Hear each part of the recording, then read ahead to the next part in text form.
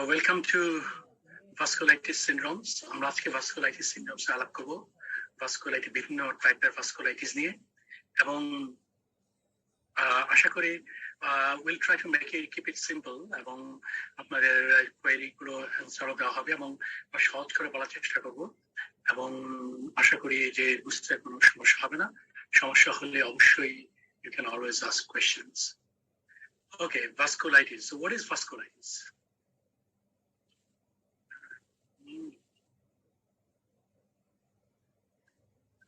What is vasculitis?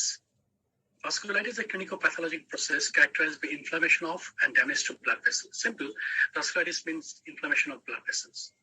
Vessel lumen is usually compromised, এবং যেটা হয় inflammation of blood vessel হলে vessel lumenটা narrow হয়ে যায়, compromised হয়ে যায়.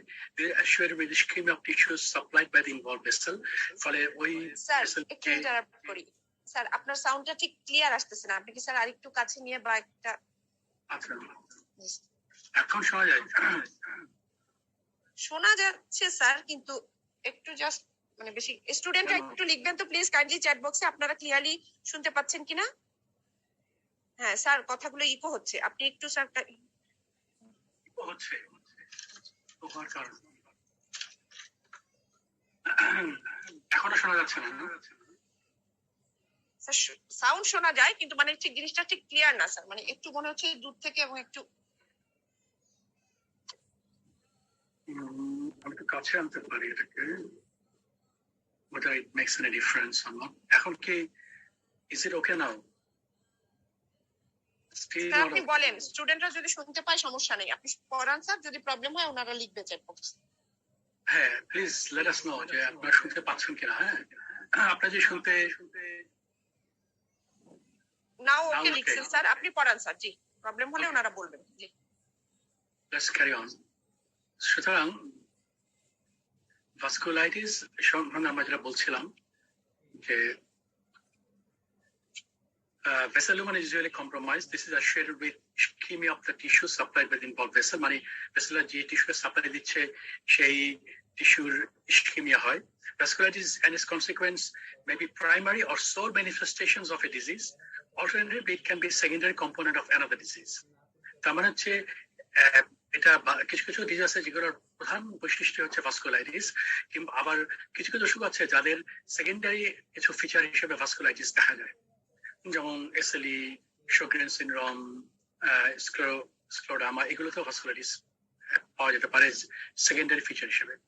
Vasculitis may be confined to a single organ such as skin, or it may simultaneously involve several organ systems. মানে vasculitis শুধুমাত্র একটা অর্গানে ইনভলভ হতে পারে, হ্যাঁ, আবার ভাস্কুলাইটিস বেশ কয়েকটা অর্গান একসঙ্গে ইনভলভ করতে পারে। এনিওয়ে, সুতরাং ভাস্কুলাইটিস মানে হচ্ছে ইনফ্লামেশন অফ ব্লাড ভেসেলস, এবং এর ডিউ টু ইনফ্লামেশন এর ফলে যেটা হচ্ছে ভেসেল অ্যানিউরিজম হয়, ভেসেল গুলো অ্যানিউরিজম হয় এবং হেমোরেজ হতে পারে, vessel thrombosis, ischaemia and necrosis হতে পারে, এন্ড তার রেজাল্ট হচ্ছে target tissue damage and systemic disease.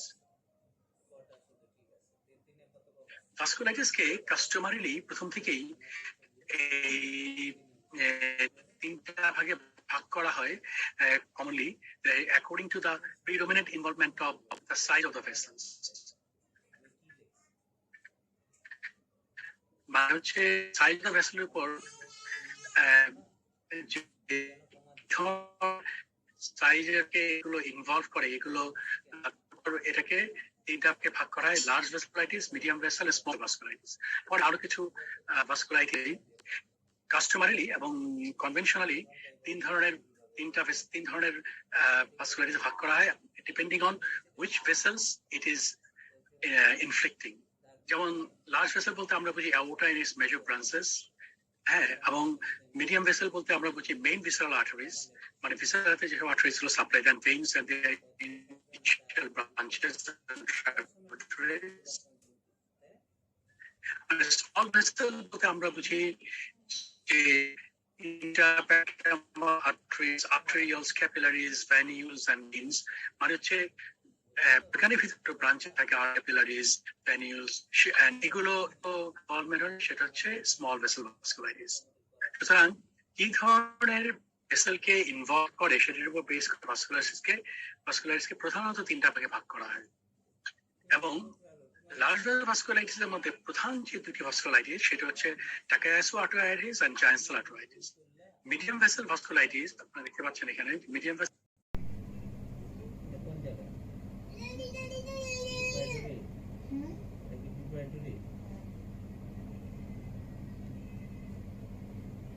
অঙ্ক করাবো না কালকে করাবো? আর কি আছে পড়া? আর কি আছে? আচ্ছা, এখানে যেহেতু পড়তো আমরা একটু পিছনের দিকে যাই। ভাস্কুলাইটিস এগুলো হচ্ছে এবং এনটিজিপিএম ডিজিজ, এগুলো হচ্ছে স্মল ভেসেল ভাস্কুলাইটিস যেগুলো ইমিউন কমপ্লেক্স মেডিয়েটেড। আর একটা গ্রুপ আছে যাদের যেসব অসুখে আঙ্কা পজিটিভ হয়, ANCA associated small vessel vasculitis, সেটা হচ্ছে সেখানে 3 ধরনের অসুখ আছে। একটা হচ্ছে মাইক্রোস্কোপিক পলিঅ্যাঞ্জাইটিস এমপি অথবা MPA, granulomatosis with polyangiitis, eosinophilic granulomatosis with polyangiitis. তার মানে আমরা ভাস্কুলাইটিসকে 3টা ভাগে ভাগ করতে পারি depending on which vessel vasculitis is inflicting, আমি কোন ভেসেল ইনভলভ হচ্ছে সেই ধরনের। যেমন লার্জ ভেসেল ভাস্কুলাইটিসের মধ্যে দুটো অসুখ আমরা সাধারণত রিকগনাইজ করি, একটা হচ্ছে Takayasu arteritis, giant cell arteritis. Medium vessel vasculitis মধ্যে 2টা ডিজিজ আমরা রিকগনাইজ করি, সেটা হচ্ছে পলিআর্টারিস নোডোসা এবং কাওয়াসাকি ডিজিজ। এবং স্মল ভেসেল ভাস্কুলাইটিস হচ্ছে 2 ধরনের, একটা হচ্ছে ইমিউন কমপ্লেক্স মেডিয়েটেড, একটা হচ্ছে আঙ্কা অ্যাসোসিয়েটেড। এবং আঙ্কা ইমিউন কমপ্লেক্স মেডিয়েটেড গুলোর মধ্যে it contains cryoglobulinic vasculitis, IgA vasculitis of Henoch-Schönlein purpura, hypocomplementemic urticarial vasculitis or NTC1Q vasculitis, NTGBM, anti-glomerular basement disease, NTGBM disease, R আঙ্কা-অ্যাসোসিয়েটেড small vessel vasculitis. এবং এগুলিতে সাধারণত ইমিউনোগ্লোবুলিনের presence খুব একটা ডিটেক্টেড হয় না। এগুলোকে পসি ইমিউন বলে, পসি মানে কম, immune. Uncassociated small vessel vasculitis, microscopic polyangiitis, granulomatosis with polyangiitis, eosinophilic granulomatosis with polyangiitis. Okay. 2012-এ একটা কনসেনসাস কনফারেন্স হয়েছিল চ্যাপেল হিলে। চ্যাপেল হিল হচ্ছে একটা city in North Carolina, USA. ওখানে একটা কনফারেন্স হয়েছিল এবং সেখানে ভাস্কুলাইটিসকে অনেকগুলো ভাগে ভাগ করেছে। সেখানে large vessel, medium vessel, small vessel vasculitis তো আছেই, যেটা আমরা বলেছি। এছাড়াও ভেরিয়েবল ভেসেল ভাস্কুলাইটিস আছে, যেটা ইনক্লুডস বেশেলস ডিজিজ এন্ড কোগেট সিনড্রোম।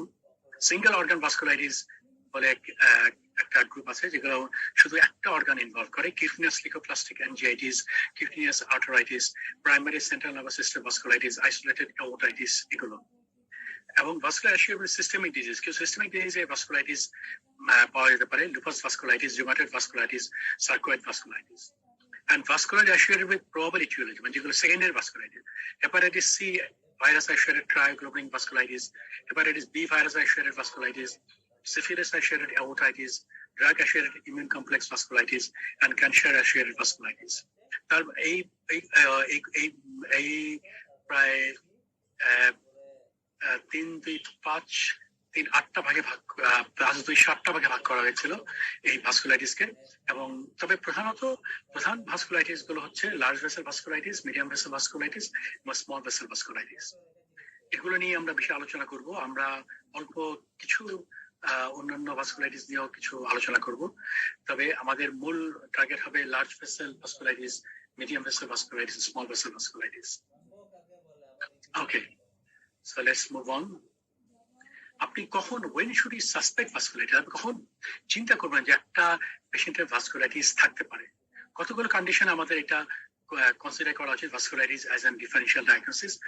আনএক্সপ্লেইন সিস্টেমিক ইলনেস, একটা সিস্টেমিক ইলনেস আছে কিন্তু এটা এক্সপ্লেইন করা যাচ্ছে না যে কেন হয়েছে, কি অসুখ, কোনো ডেফিনেট কোনো ফিচার নাই, ডেফিনেট কোনো কজ আমরা ইথিওলজি আমরা বের করতে পারিনি। সেই ধরনের আনএক্সপ্লেইন সিস্টেমিক ইলনেস হলে আমাদের ভাস্কুলাইটিস চিন্তা করা উচিত। পারেক্সিয়া পালমোনারি, মানে পারেক্সিয়া পালমোনারি কিন্তু একটা প্রবলেম। আমরা অনেক সময় আমাদের সলভ করতে আমাদের গলাতে ঘর্ম হতে হয়, মানে অনেক কষ্ট করতে হয়। সেই ধরনের pyrexia pulmonary vasculitis should be one differential diagnosis. Unexplained weight loss, যে পেশেন্টের no evidence of malignancy or TB, এরকম পেশেন্টের যে আনএক্সপ্লেইনড ওয়েট লস থাকে, সেসব ক্ষেত্রে আমাদের ভাস্কুলাইটিস একটা differential diagnosis. Unexplained ischaemic event যেমন digital gangrene, stroke, blindness, skin, bowel, skin ischemic events, skin ulcers, bowel infarct, mesenteric ischemia, এই ধরনের unexplained ischemic event যেখানে থেকে explain করা যায় সেখানে vasculitis should be one differential diagnosis. Unexplained renal failure, especially rapidly progressive glomerulonephritis যদি হয়, যদি দেখা যাচ্ছে পেশেন্টটা rapidly progressive renal failure হয়েছে এবং unexplained glomerular failure এখানে definite কোনো কারণ খুঁজে পাওয়া যাচ্ছে না, সেই ক্ষেত্রেও vasculitis should be one differential diagnosis. সুতরাং এইসব কন্ডিশন আমাদের we should think about vasculitis. যে vasculitis is there vasculitis. Okay. এখন কি কি ফিচার আমরা আমাদেরকে সাজেস্ট করে ভাস্কুলাইটিস, সেই ফিচারের মধ্যে কিছু স্কিন লিশন আছে, টিপিক্যাল স্কিন লিশন যেগুলো দেখলে আপনার মনে হওয়া উচিত ভাস্কুলাইটিস কিনা, যেমন palpable purpura, livedo reticularis, punch out ulcers, splinter haemorrhage, haemorrhagic macules, এই ধরনের যদি স্কিন লিশন পাওয়া যায়, those skin lesion should suggest vasculitis. এছাড়া digital ইনফার্ক্ট, mononeuritis multiplex. Mononeuritis multiplex মানে হচ্ছে isolated nerve involvement, more than one peripheral nerve involvement, এবং এটা কমন প্রেজেন্টেশন হচ্ছে ভিজ ড্রপ কিংবা ফুড ড্রপ, সেই ধরনের ফিচার নিয়ে সেই জন্য ফিচার যদি পাওয়া যায় we should think about vasculitis. এবং এই ফিচারগুলো সাজেস্ট করে অ্যাবসেন্ট ও অ্যাসিমেট্রিক পালস। আপনি দেখেন যে একটা মানুষের একটা পালস একদিকে ডান হাতে পাওয়া যাচ্ছে কিংবা বাম হাতে পাওয়া যাচ্ছে না, এরকম যদি হয়, কিংবা অ্যাসিমেট্রিক মনে হচ্ছে ঠিক ইকুয়াল, একদিকে হাই ভলিউম আরেকদিকে অনেক লো ভলিউম, সেই ধরনের ফিচার থাকলে you should think about vasculitis. Jaw claudication অথবা আর্ম ও লেগ ক্লডিকেশন। আমরা ক্লডিকেশন মানে হচ্ছে কোনো অর্গান, কোনো লিম্ব কিংবা জ, এগুলো যদি রিপিটেড ইউজের পরে আমাদের পেইন অনুভূত হয়, ব্যথা অনুভূত হয়, সেই ধরনের, মানে কিছুদূর হাঁটলে পরে পায়ে ব্যথা শুরু হয়, বিশেষ করে কাপ মাসলে, কিংবা একটা হাত বেশিক্ষণ ইউজ করলে হাতে ব্যথা শুরু হয়ে যায়, কিংবা কিছুক্ষণ কথা বললে বা কিছুক্ষণ চিউইং করলে, খাবার খেলে জতে ব্যথা হয়, এই ধরনের ক্লডিকেশন যদি থাকে সেটা should suggest vasculitis. Pulmonary infiltrate and haematuria, মানে যদি লাং লিশন থাকে এবং তার সঙ্গে হিমাচুরিয়া থাকে, যেমন সাইমালটেনিয়াসলি, যেটাকে বলে পালমোনারি রেনাল সিনড্রোম, সেই পালমোনারি রেনাল সিনড্রোমের একটা কারণ কিন্তু ভাস্কুলাইটিস। সুতরাং নোডিউলার ক্যাভিটারি লিশন যদি থাকে লাঙে এবং তার সঙ্গে you get RBC in urine, so you should think about vasculitis. Glomerulonephritis with evidence of multi-system disease. যে glomerulonephritis আছে তার সঙ্গে মনে হচ্ছে multi-system disease আছে, জয়েন্ট পেইন আছে, স্কিন লিশনস আছে, আবার অন্যান্য আই ইনভলভমেন্ট আছে, কিংবা অন্য সিস্টেম ইনভলভমেন্ট আছে, multi-system disease, সেই ক্ষেত্রেও we should think about vasculitis. তার মানে হচ্ছে these are things which suggest vasculitis. এটা we should keep it in mind, কারণ আমরা এই ধরনের বিভিন্ন ডিফারেন্সিয়াল ডায়াগনোসিস আমাদের আসবে যখন আমাদের we have to think about vasculitis. আমি কয়েকটা ছবি দেখাচ্ছি, যেমন এগুলো হচ্ছে পালপেবল পারপুরা। এই ধরনের পারপুরা যদি আপনি কোথাও দেখেন, that should suggest vasculitis. Livedo reticularis হচ্ছে নেট লাইক মানে জালের মতো, net like bluish red skin discolouration, যেটাকে লিভিডো রেটিকুলারিস বলে। আর ডিজিটাল গ্যাংগ্রিন মানে হচ্ছে যদি আঙুলের গ্যাংগ্রিন হয়, এই ধরনের গ্যাংগ্রিন হয়, তো এই ফিচার গুলো সাজেস্ট ভাস্কুলাইটিস। তাহলে আমরা আমাদের ডিসকাশন শুরু করি large vessel vasculitis. Large vessel vasculitis আমরা প্রথমে বলেছি যে দুই ধরনের আছে, টাকায়াসু আর্থ্রাইটিস এবং giant cell arthritis. Large vessel vasculitis is a chronic granulomatous arteritis that affects the aorta and its major branches more often than other forms of vasculitis. মানে এটা aorta and its major branches বেশি involve করে than other form. However, any size artery may be affected. একটা কথা মনে রাখতে হবে যে আমরা লার্জ ভেসেল বলি, মিডিয়াম ভেসেল, স্মল ভেসেল বলি, আমাদের বুঝতে হবে যে কোনো ভাস্কুলাইটিস, লার্জ ভেসেল ভাস্কুলাইটিস কিন্তু মিডিয়াম ও স্মল ভেসেল ইনভলভ করতে পারে। হ্যাঁ, এবং এটা ইট ইজ নট ম্যান্ডেটরি যে লার্জ ভেসেল শুধুমাত্র লার্জ ভেসেল ইনভলভ করবে, কিন্তু প্রিডমিনেন্টলি লার্জ ভেসেল ইনভলভ করে, এই জন্য large vessel vasculitis is a chronic granulomatous arthritis যেটা aorta and its major branches involve করে। However, any size of artery may be affected. দুটো major variant আছে, টাকায়াসু arthritis এবং জায়ান্ট সেল আর্থ্রাইটিস, যেটা আমরা বলেছি। Takayuki arthritis predominantly affecting the aorta and its major branches. Onset usually in patients younger than 40. তার মানে Takayuki arthritis younger patientদের হয় এবং it affects aorta and its major branches. A giant cell arteritis has a predilection for the branch of the carotid and vertebral arteries, especially carotid arteries, and often involves the temporal artery. এই জন্য giant cell arteritis এর একটা নাম হচ্ছে temporal arteritis. Anyway, আমরা এটা আরো detailed discussion করব. Onset is usually in patients older than 50. তার মানে giant cell arteritis is in older patients, older than 50, usually older than 60, often associated with polymyalgia rheumatica. Okay, so আমরা প্রথমে Takayasu arteritis দিয়ে শুরু করি. Takayasu arteritis-টা it is named after Mikito Takayasu, উনি একজন Japanese অপথলমোলজিস্ট। উনি প্রথম এটা ডেসক্রাইব করেন, সেজন্য ওনার নাম অনুসারে এটার নাম দেওয়া হয়েছিল Takayasu arteritis. Takayasu arteritis এর যদি আর দুটো অল্টারনেটিভ নাম আছে, এগুলো আপনি মনে রাখেন, তারপরে Takayasu arteritis এর ফিচার সম্বন্ধে আপনার একটা ধারণা মনে হয়। Takayasu arteritis একটা নাম হচ্ছে পালসলেস ডিজিজ, তার মানে এটা এমন একটা অসুখ যেখানে আপনার পালস অ্যাবসেন্ট হয়ে যায়। এবং আরেকটা নাম হচ্ছে এওটিক আর্চ সিনড্রোম, তার মানে এটা এওটিক আর্চকে বেশি ইনভলভ করে এবং branches of aortic arch, aortic arch and branch of aortic আর্চকে বেশি ইনভলভ করে, তার মানে এটা হচ্ছে Takayasu arteritis. Most commonly affects women than female is to male হচ্ছে 8:1, তাহলে women is 8 times more involved than male. Typical age of onset 25 to 30 years, তার মানে হচ্ছে it is a disease of the young female, a disease of the young female. Typical age onset 25 to 30 years. এবং it is most common in Asia. এশিয়াতে বেশি হয়, specially Japan এবং Thailand, এইসব দেশে Takayasu arteritis বেশি পাওয়া যায়, আমাদের দেশেও পাওয়া যায়। এবং সিমটমস এর মধ্যে কি কি সিমটম নিয়ে প্রেজেন্ট করতে পারে Takayasu arteritis? একটা আমরা যেটা বললাম আর্মস অথবা লেগ ক্লডিকেশন, তার মানে একটা আর্ম বেশিক্ষণ ইউজ করলে পর দেখা যাবে যে সে আর্মে ব্যথা হচ্ছে, এই হাতে আপার লিম্ব সে বলবে যে আমার হাতে কিছুক্ষণ আমি কাজ করার পর হাতে ব্যথা শুরু হয়। কিংবা লেগ ক্লডিকেশন, যেমন সে কিছুদিন হাঁটার পরে দেখা যাবে তার পায়ে ব্যথা হচ্ছে। সাবক্লাভিয়ান স্টিল সিনড্রোম, এটা আমরা এটা নিয়ে একটু আলাপ করবো, জিনিসটা কি আপনি জাস্ট নামটা এখন মনে রাখেন। TIA, transient ischemic attack, angina, visual symptom like blurring of vision, emesis fugax, diplopia, এগুলো যদি পান আপনি তাহলে এগুলো Takayasu arteritis হতে পারে। এছাড়া কিছু non specific feature, fever, arthralgia, weight loss, এগুলো থাকতে পারে। যে কোনো ইনফ্যাক্ট এই নন স্পেসিফিক ফিচার গুলো যে কোনো ভাস্কুলাইটিস থাকতে পারে।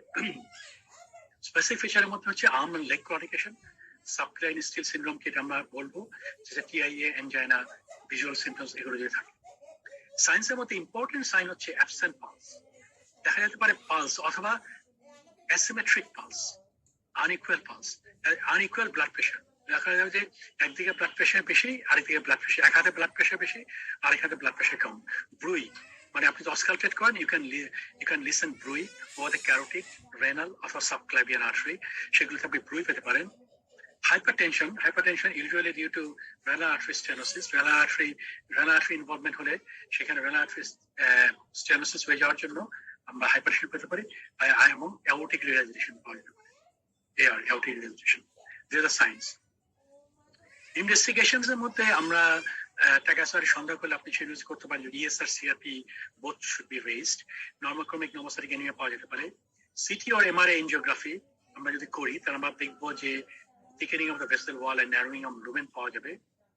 এবং একটা ফ্লুরোডিঅক্সিগ্লুকোজ পেট সিটি ইমেজিং যদি আপনি করেন তাহলে দেখা যাবে যে এটা আজকাল করা হয় কিছু যেখানে এই ধরনের পেট সিটি ফ্যাসিলিটিস আছে, ফ্লুরোডিঅক্সিগ্লুকোজ, সেখানে দেখা যায় যে ইনক্রিজ স্ট্রেসের আপটেক, তার মানে ফ্লুরোডিঅক্সিগ্লুকোজ যে সেটা বেশি আপটেক হবে ইন এফেক্টেড ভেসেলস। সুতরাং এগুলো হচ্ছে ক্লিনিক্যাল ফিচার্স এন্ড ইনভেস্টিগেশনস। আমরা একটু আগে বলেছিলাম সাবক্লাভিয়ান স্টিল সিনড্রোম, জিনিসটা কি? সাবক্লাভিয়ান স্টিল সিনড্রোমটা আমরা যদি এই ছবিটাতে দেখাই, আমরা ধরে নেই যে এই পেশেন্টের লেফট সাবক্লাভিয়ান আর্টারিটা স্টেনোজ হয়ে গেছে ডিউ টু Takayasu arteritis। হ্যাঁ, ফলে যেটা হচ্ছে ওর লেফট আর্মে ব্লাড সাপ্লাই সাবক্লাভিয়ান থেকে পাচ্ছে না, কারণ সাবক্লাভিয়ানটা স্টেনোজ। তাহলে কি হবে? যেটা হবে যে ওর রাইট সাইডে যে ভার্টিব্রাল আর্টারি আছে, রাইট সাইডে ভার্টিব্রাল আর্টারি আছে যে branch of the internal carotid, vertebral আর্টারিটা এখানে যে কম্বাইন করে ভেসেলার আর্টারি তৈরি করে। তো হবে রাইট সাইডে ভার্টিব্রাল আর্টারিতে ব্লাড যাবে, সেই ব্লাডটা আবার লেফট সাইডে ভার্টিব্রাল আর্টারিতে এসে ওর এই পেশেন্টের আর্মসে সাপ্লাই করবে। এটাকে বলে সাবক্লাভিয়ান স্টিল সিনড্রোম, কারণ এই যে সাবক্লাভিয়ান এইদিকে সাবক্লাভিয়ান থেকে সে ব্লাড স্টিল করে নিয়ে যাচ্ছে এইদিকে সাবক্লাভিয়ান।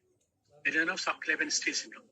ফলে যেটা হবে, যেটা সমস্যা হয় এই পেশেন্টদের, যে এই ঘটনা এই কারণে যে কোনো সময় পেশেন্টের সিনকোপাল অ্যাটাক হতে পারে, সিনকোপ কিংবা নিয়ার সিনকোপ, এবং ডিজিনেস হতে পারে, এবং পেশেন্টের ডিপ্লোপিয়া হতে পারে।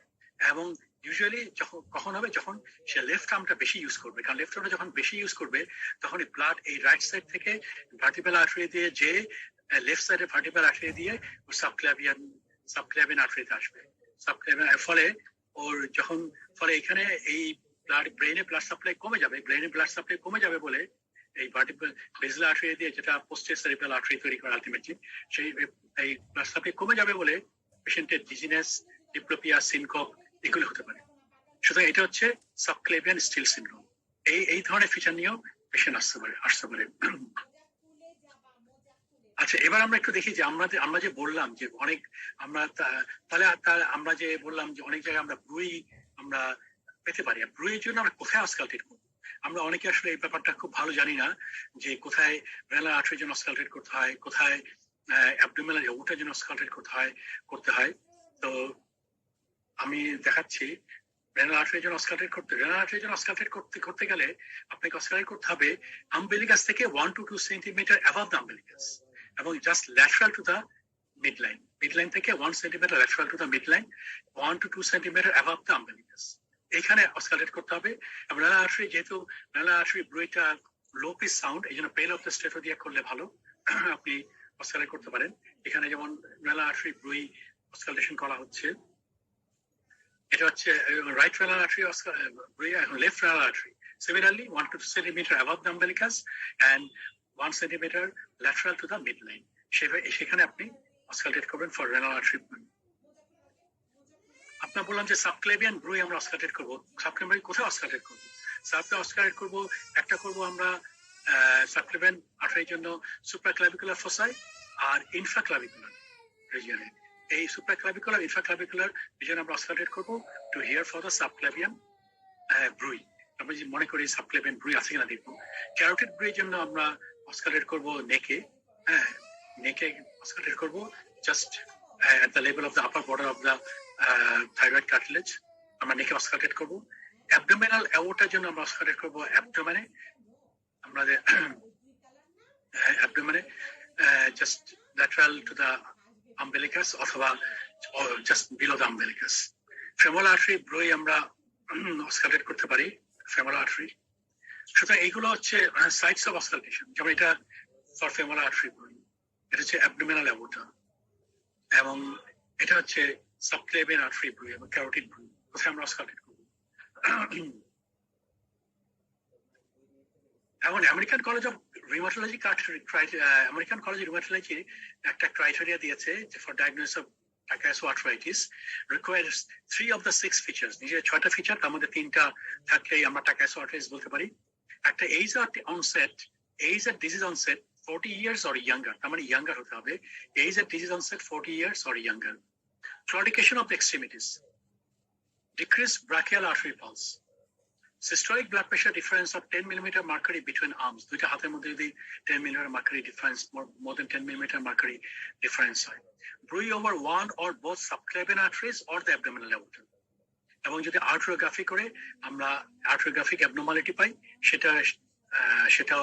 সেটা দিয়ে আমরা ডায়াগনোসিস করতে পারি। এই 6টার মধ্যে if we get 3 criteria, আমরা যদি 3টা ক্রাইটেরিয়া পাই, তাহলে আমরা বলতে পারি patient has got Takayasu arthritis। এটা হচ্ছে Takayasu arthritis, এটা আমরা একটা aorta, এখানে aneurysm of the ascending aorta এবং involvement of the branches of the aortic arch। এখানে কতগুলো ছবি আমরা দেখেছি অ্যাওর্টোগ্রাম। এই যে দেখেন, এখানে দেখা যাচ্ছে যে লেফট ক্যারোটিড স্টেনোসিস আছে, লেফট কমন ক্যারোটিড স্টেনোসিস আছে, যে ভুলছে যে branch of the arch of the এওর্টা, এবং লেফট সাবক্লেভিয়ানটা দেখাই যাচ্ছে না, এত স্টেনোসড। সুতরাং এটা হচ্ছে অ্যাওর্টোগ্রাম। এখানেও যেমন দেখা যাচ্ছে left subclavian is stenosed, left axillary artery stenosis, left common carotid stenosis আছে, লেফট সাবক্লেভিয়ান স্টেনোসিস। সুতরাং এইখানেও দেখা যাচ্ছে যে লেফট কমন ক্যারোটিড দেখা যাচ্ছে কিন্তু লেফট সাবক্লাভিয়ানটা দেখাই যাচ্ছে না, তাহলে left subclavian is completely স্টেনোসড।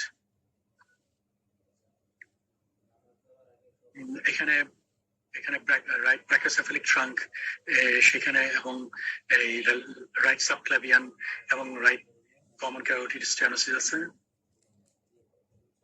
So these are different aortogram, arteriogram, similar sort of pictures. এই এনজিওগ্রাফি ফাইন্ডিং দিয়ে এই টাকিয়াসোস আর্টেরিয়াসকে 5টা টাইপে ভাগ করা হয়, যেটা মনে রাখতে পারেন ইচ্ছা করলে। It's not that important, but এটা মনে রাখা পারে। It's quite simple. Type 1, when it involves only the branches of the arch of the aorta, is a type 1. Type 2 when it involves ascending thoracic aorta and branches of the arch of the aorta. Type 2B when it involves ascending aorta, branches of the arch of the aorta, and descending thoracic aorta. Type 3 when it involves descending thoracic aorta, abdominal aorta, and renal artery. Type 4 when it involves abdominal aorta and renal artery. And type 5 diffuse disease. Ascending thoracic aorta, branches of the arch of the aorta, descending thoracic aorta, abdominal aorta, and renal artery involvement. So it different types of Takayasu arthritis according to angiography. Okay, let's move on. এবং এর সঙ্গে যদি pulmonary involvement থাকে তাহলে বলা হয় P+, এবং 2A বা টাইপ 2P+, অথবা করোনারি ইনভলভমেন্ট থাকলে বলা হয় C+। তবে করোনারি ইনভলভমেন্ট টাকায়াসু খুব কমনলি থাকে না, খুব কম থাকে। পালমোনারি আর্টারি ইনভলভমেন্ট থাকতে পারে মাঝে মাঝে। সুতরাং পালমোনারি ইনভলভমেন্ট থাকলে P+ বলা হবে, আর করোনারি ইনভলভমেন্ট থাকবে C+। এখন টাকায়াসু আর্টারিটিস আমরা কেমন করে ম্যানেজ করব? How should we treat Takayasu arteritis? Takayasu treatment high dose glucocorticoid therapy. তার মানে 1 milligram per kg body weight, 4 to 60 milligram per day penicillin equivalent or equivalent other glucocorticoids should be initiated immediately for induction of remission in active Takayasu arthritis. Once disease is controlled, it is recommended to taper the glucocorticoid dose to a target dose of 15 to 20 milligram per day within 2 to 3 months, and after 1 year to less than 10 milligram per day. So আমরা within 2 to 3 months, when we think that disease is controlled, we'll start tapering, and we should go to a target dose of 50 to 20 milligram per day within 2 to 3 months, and after 1 year, we should go to a target dose of less than 10 milligram per day. Combination of glucocorticoid therapy for acute sign and symptom and aggressive surgical and arterioplastic approach to stenosis vessel has markedly improved outcome. আজকাল arterioplastic করা হয় যেসব vessel স্টেনোস রয়েছে সেসব ভেসেলের জন্য, এবং তার সঙ্গে গ্লুকোকর্টিক থেরাপি অ্যাকিউট স্টেজে এবং অ্যাক্টিভ ডিজিজের জন্য করা হয়। এবং these two combination of surgical and medical therapy has has improved the outcome, improved the survival of these patients.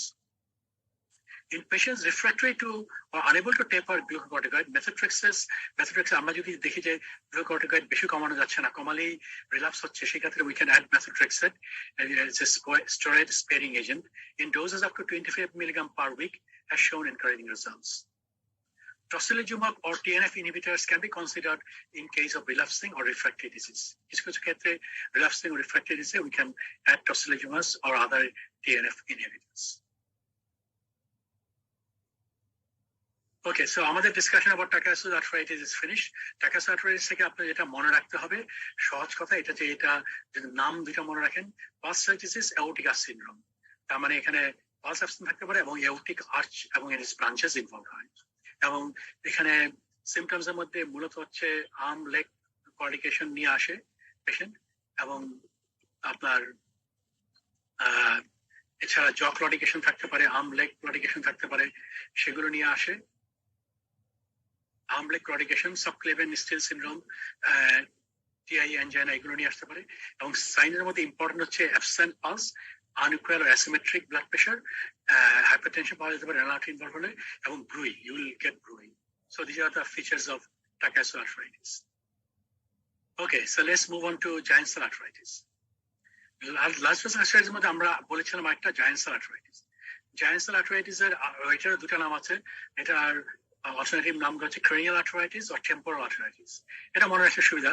এবং আমরা প্রথমেই বলেছি এটা হচ্ছে গ্রানুলোমাটাস আর্থ্রাইটিস, যে এবং তবে এটার প্রিডিলেকশন হচ্ছে it has a special predilection for branches of the carotid arteries and vertebral arteries, especially carotid arteries, branches of the carotid arteries. আমরা দেখি এই যে দেখেন কমন ক্যারোটিড, এটা লেফট কমন ক্যারোটিড, পরে দুটা ভাগে ভাগ করে external carotid, internal carotid. External ক্যারোটিডের কন্টিনিউশন হচ্ছে superficial temporal artery. So superficial temporal artery, so it has a predilection, it has a propensity to involve the temporal artery. And that's why it is also called temporal arteries. There's branches of the external carotid, or you can say continuation of the branches of the external carotid artery. আরেকটা branch of the external carotid artery হচ্ছে maxillary artery. External carotid artery এটা একটা branch of the maxillary artery. Maxillary artery O involve করে, আর maxillary artery supply দেয় হচ্ছে আমাদের muscles of mastication, pterygoids, masseter, এই মাসলগুলোকে supply দেয়। So muscles of mastications K supply দেয় maxillary artery। এবং আরেকটা সাইট অফ ইনভলভমেন্ট হচ্ছে ophthalmic artery, which is a branch of the internal carotid. তারা বলেছেন giant cell arteritis has a predilection for branches of the carotid arteries like temporal artery, like maxillary artery, and ophthalmic artery. And ophthalmic artery is a branch of the internal carotid. Ophthalmic involvement হয়। এখান থেকে কিন্তু আপনারা বুঝে ফেলবেন যে giant cell arteritis এ কি সমস্যা হতে পারে, এই ফিচার নিয়ে আসতে পারে। Giant cell arteritis কিন্তু is commonly associated with polymyalgia rheumatica. More common in female. Giant cell is commonly associated with polymyalgia. 40 to 50% cases associated with polymyalgia rheumatica, which presents polymyalgia rheumatica present করে symmetrical pain, stiffness of shoulder and pelvic girdle muscle. Polymyalgia rheumatica feature হচ্ছে symmetrical pain.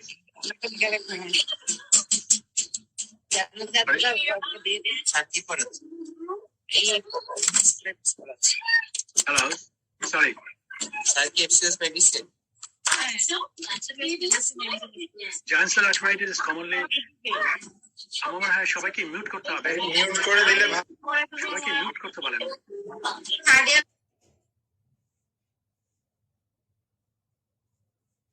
আমার কথা কি শোনা যাচ্ছে? জি sir. শোনা যাচ্ছে, আচ্ছা সবাই মিউট করে রাখলে ভালো হয়, কারণ I could hear some sounds. আচ্ছা, giant cell arteritis is commonly 40-50% associated with polymyalgia rheumatica, which polymyalgia rheumatica presents with symmetrical pain and stiffness of shoulder and pelvic girdle muscles. Shoulder মানে হচ্ছে neck and shoulder pain হয়, এবং lower back, hips and thigh এই এরিয়াতে pain হতে পারে। এবং একটা ইম্পর্টেন্ট ব্যাপার হচ্ছে যে around 20% patients who present with polymyalgia rheumatica ultimately go on to develop giant cell arteritis. সেজন্য অনেকে, many people think, many neurologists consider that giant cell arteritis and polymyalgia rheumatica represent different clinical spectrum with single disease process. অনেকে মনে করে এটা different spectrum polymyalgia rheumatica একদিকে আছে, আবার giant cell arteritis আরেকদিকে আছে, but it's single disease, different spectrum of a single disease, সেটা অনেকে মনে করে না। Both are rare under 60 years, and the average age of onset being 70 years. I mean, it's disease of the old people. মানে 60 years এর আগে খুব একটা এটা হয় না, এবং এই যে অ্যাভারেজ এজ অফ অনসেট হচ্ছে 70 ইয়ার্স। এবং এটা কমনলি হয় স্ক্যান্ডিনেভিয়াতে। স্ক্যান্ডিনেভিয়া হচ্ছে সুইডেন, ডেনমার্ক, ফিনল্যান্ড, এই এরিয়াতে খুব কমনলি হয়, এবং less common in African and Asian population. And giant cell arteritis is commonly characterized clinically by fever, anemia, high ASR, headache in a patient aged at 50 to 60 years. এরকম একটা মানে old patient যদি present করে fever, anemia, high ASR এবং headache নিয়ে, আপনার you should think about giant cell arteritis.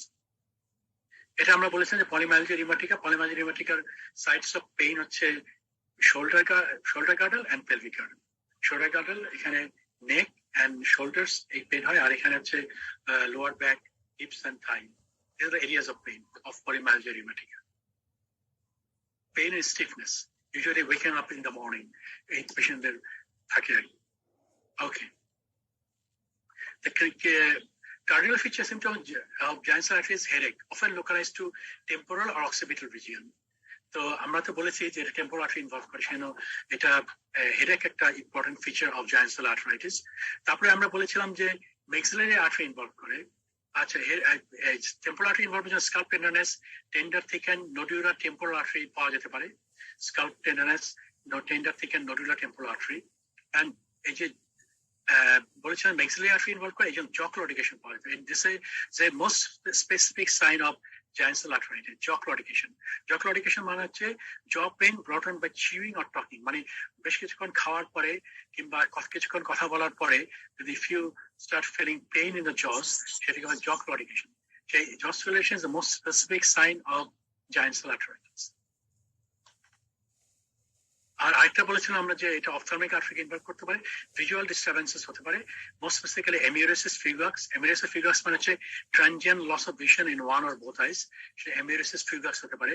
Sudden blindness due to ischaemic optic atrophy হয়ে যেতে পারে, হঠাৎ করে পেশেন্ট suddenly may become blind in one eye or both eyes, সেই জন্য sudden blindness due to ischaemic optic neuropathy. Neurological symptom থাকতে পারে, কারণ এটা ভার্টিব্রাল আর্টারি ব্রাঞ্চেস কেও ইনভলভ করে, সেটা TIA, brain stem infarct and hemiparesis এগুলো পাওয়া যেত, যেহেতু এটা ভার্টিব্রাল আর্টারি ইনভলভ। তো এটা ব্রাঞ্চেস হবে carotid and vertebral artery, specially carotid artery. Carotid artery তিনটা আর্টারি বেশি ইনভলভ হয়, temporal artery, maxillary artery and ophthalmic. এই যে আপনি দেখতে পাচ্ছেন যে টেম্পোরাল আর্টারিটা কেমন টর্চুয়াস হয়ে গেছে and thickened. This is again temporal artery, thickened nodular temporal artery. So this is a feature of giant cell arteritis. American College of Rheumatology criteria হচ্ছে giant cell arteritis diagnosis এর যে পাঁচটা ফিচারের মধ্যে যদি তিনটা থাকে তাহলে যে it should be diagnosed as giant cell arteritis. What are these 5 features? Age at onset more than 50 years, usually more than 60 years, more than 50 years, a new headache. তার মানে তার আগে হেডেক ছিল না, হঠাৎ করে যে হেডেক শুরু হয়। Temporal artery abnormalities such as tenderness to palpation or decreased pulsation. So the temporal artery abnormality, GSR more than 50 millimeter in first hour. Abnormal artery biopsy showing vascularitis with mononuclear cells or granulomatous inflammation, usually with giant cell infiltrate. আপনি যদি artery biopsy করে, you can find vasculitis with mononuclear cell or granuloma formation, and also there is giant cell. So if you get 3 out of these 5 features, you can diagnose giant cell arteritis. So what are the investigation giant cell arteritis? খুব সোজা, আমরা যে আগে যেটা বলেছি যে raised ESR, CRP raised হবে, anemia, usually patients are anemic, normochromic, normocytic anemia থাকবে। এখানে abnormal liver function test পাওয়া যাবে, raised alkaline phosphatase। এবং দুটা কমনলি ইউজ ইনভেস্টিগেশনস, খুব কমনলি ইউজ করা এই জায়ান্ট সেল আর্টারিজে করা হয়, একটা হচ্ছে টেম্পোরাল আর্টারি বায়োপসি, আর একটা হচ্ছে Doppler ultrasound of the temporal artery. এই দুটো খুব কমনলি করা হয় এবং এই দুটো দিয়ে বেশিরভাগ ক্ষেত্রে ডায়াগনোসিস হয়ে যায়। টেম্পোরাল আর্টারি বায়োপসি, তবে মনে রাখতে হবে টেম্পোরাল আর্টারি বায়োপসি নিলে আপনার একটু বড় সেগমেন্ট নিতে হবে, 3 to 5 সেন্টিমিটার, কারণ হচ্ছে এখানে স্কিপ লিশন থাকে। তার মানে হচ্ছে টেম্পোরাল আর্টারি পুরোটাই ইনভলভ তা হবে না, হতে পারে যে একটা involve followed by a normal temporal artery, then another area is involved. So you should take a segment of 3 to 5 centimeter এবং multiple section করতে হবে, অনেকগুলো ওয়েট থেকে অনেকগুলো সেকশন করতে হবে to detect skip lesions. আর ডপলার আল্ট্রাসাউন্ড করে আজকাল diagnosis has become much simpler, কারণ ডপলার আল্ট্রাসাউন্ড করে টেম্পোরাল আর্টারি আল্ট্রাসাউন্ড ডায়াগনোসিস করা যায়। এখানে আমরা আপনাকে ছবি রাখবো যে একটা হ্যালো সাইন পাওয়া যায়। হ্যালো সাইন মানে কিছুই না, হ্যালো সাইন মানে হচ্ছে ভেসেল ওয়ালটা খুব থিকেন আর মাঝখানে একটা positive Doppler signal in the vessel. আমরা একটা ছবি দেখাচ্ছি আপনাদেরকে। This is temporal artery biopsy. দেখেন আপনি যে tunica intima, disruption fragmentation internal elastic lamina, এবং এখানে একটা জায়ান্ট সেল আছে এবং গ্রানুলোমা আছে, সুতরাং ইনফ্লামেশন অফ ব্লাড ভেসেলস। আর এটা হচ্ছে এই যে যেটা বললাম আল্ট্রাসাউন্ড করে এই যে এটা করে হ্যালোসাইন মানে হচ্ছে একটা থিকেন আর্টারিয়াল ওয়াল, তার মাঝখানে একটা ডপলার সিগন্যাল পাওয়া যাচ্ছে। তার মানে এটা একটা thicken arterial wall, circumferential hypoechoic vessel wall thickening around the lumen, এবং এটা is due to inflamed arterial wall. এখানেও arterial wall is thickened arterial wall, narrowed. সুতরাং এটা হচ্ছে এই ডপলার আল্ট্রাসাউন্ড করে we can diagnose temporal artery, giant cell arteritis, and temporal arteritis. Okay. So how do you treat giant cell arteritis? ব্যাপার খুবই সোজা, এখানেও steroids, prednisolone, should be started immediately before investigation results are available in suspected giant cell arteritis to prevent visual loss. The মনে রাখতে হবে, if you suspect giant cell arteritis in a patient, you should start treatment immediately. Prednisolone or glucocorticoid, you should start immediately. কারণ হচ্ছে যে this patient may lose their vision. সেজন্য you have to start immediately treatment for giant cell arteritis with prednisolone. এবং a dramatic clinical response support like usually clinical response খুব dramatic হয়, দেখা যায় patient বলতে থাকে তার হেডেক ভালো হয়ে গেছে, is feeling, the patient is feeling better. So the dramatic clinical response কিন্তু diagnosis কে support করে. 40 to 60 milligram per day, gradually taper to 10 to 15 milligram after 8 weeks. আমরা usually 4 to 60 milligram, 1 milligram per kg body weight আমরা শুরু করি, gradually taper to 10 to 15 milligram after 8 weeks. আর যদি কখনো আপনি if the patient complains of an ocular sign, blurring of vision, diplopia or amaurosis fugax, you should immediately start with give the patient intravenous methylprednisolone 1 gram, 1000 milligram or 1 gram daily for 3 days should be considered to protect remaining vision. সুতরাং vision protect করতে হবে, কারণ once vision is lost it cannot be regained. সুতরাং এই জন্য ocular sign of symptom যদি থাকে, we should আমরা oral prednisolone না দিয়ে will go straight to intravenous methylprednisolone 1 gram daily for 3 days followed by oral prednisolone. Most patients need a steroid for 12 to 14 months. বেশিরভাগ ক্ষেত্রে প্রায় 1 থেকে 2 বছর steroid দিতে হয় at least.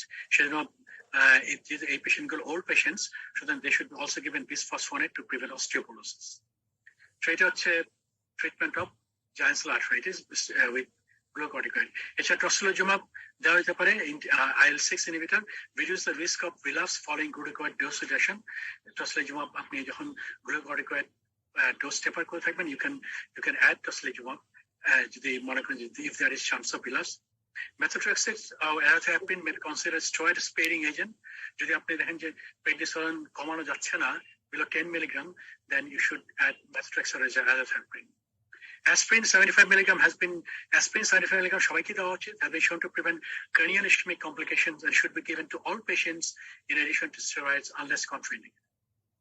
সুতরাং আমরা তাহলে আমাদের ট্রিটমেন্ট হচ্ছে prednisolone, আমরা prednisolone দিব যদি visual symptom থাকে, we'll start with intravenous methylprednisolone 1 gram daily for 3 days, otherwise we'll start with oral prednisolone 40 to 60 milligram.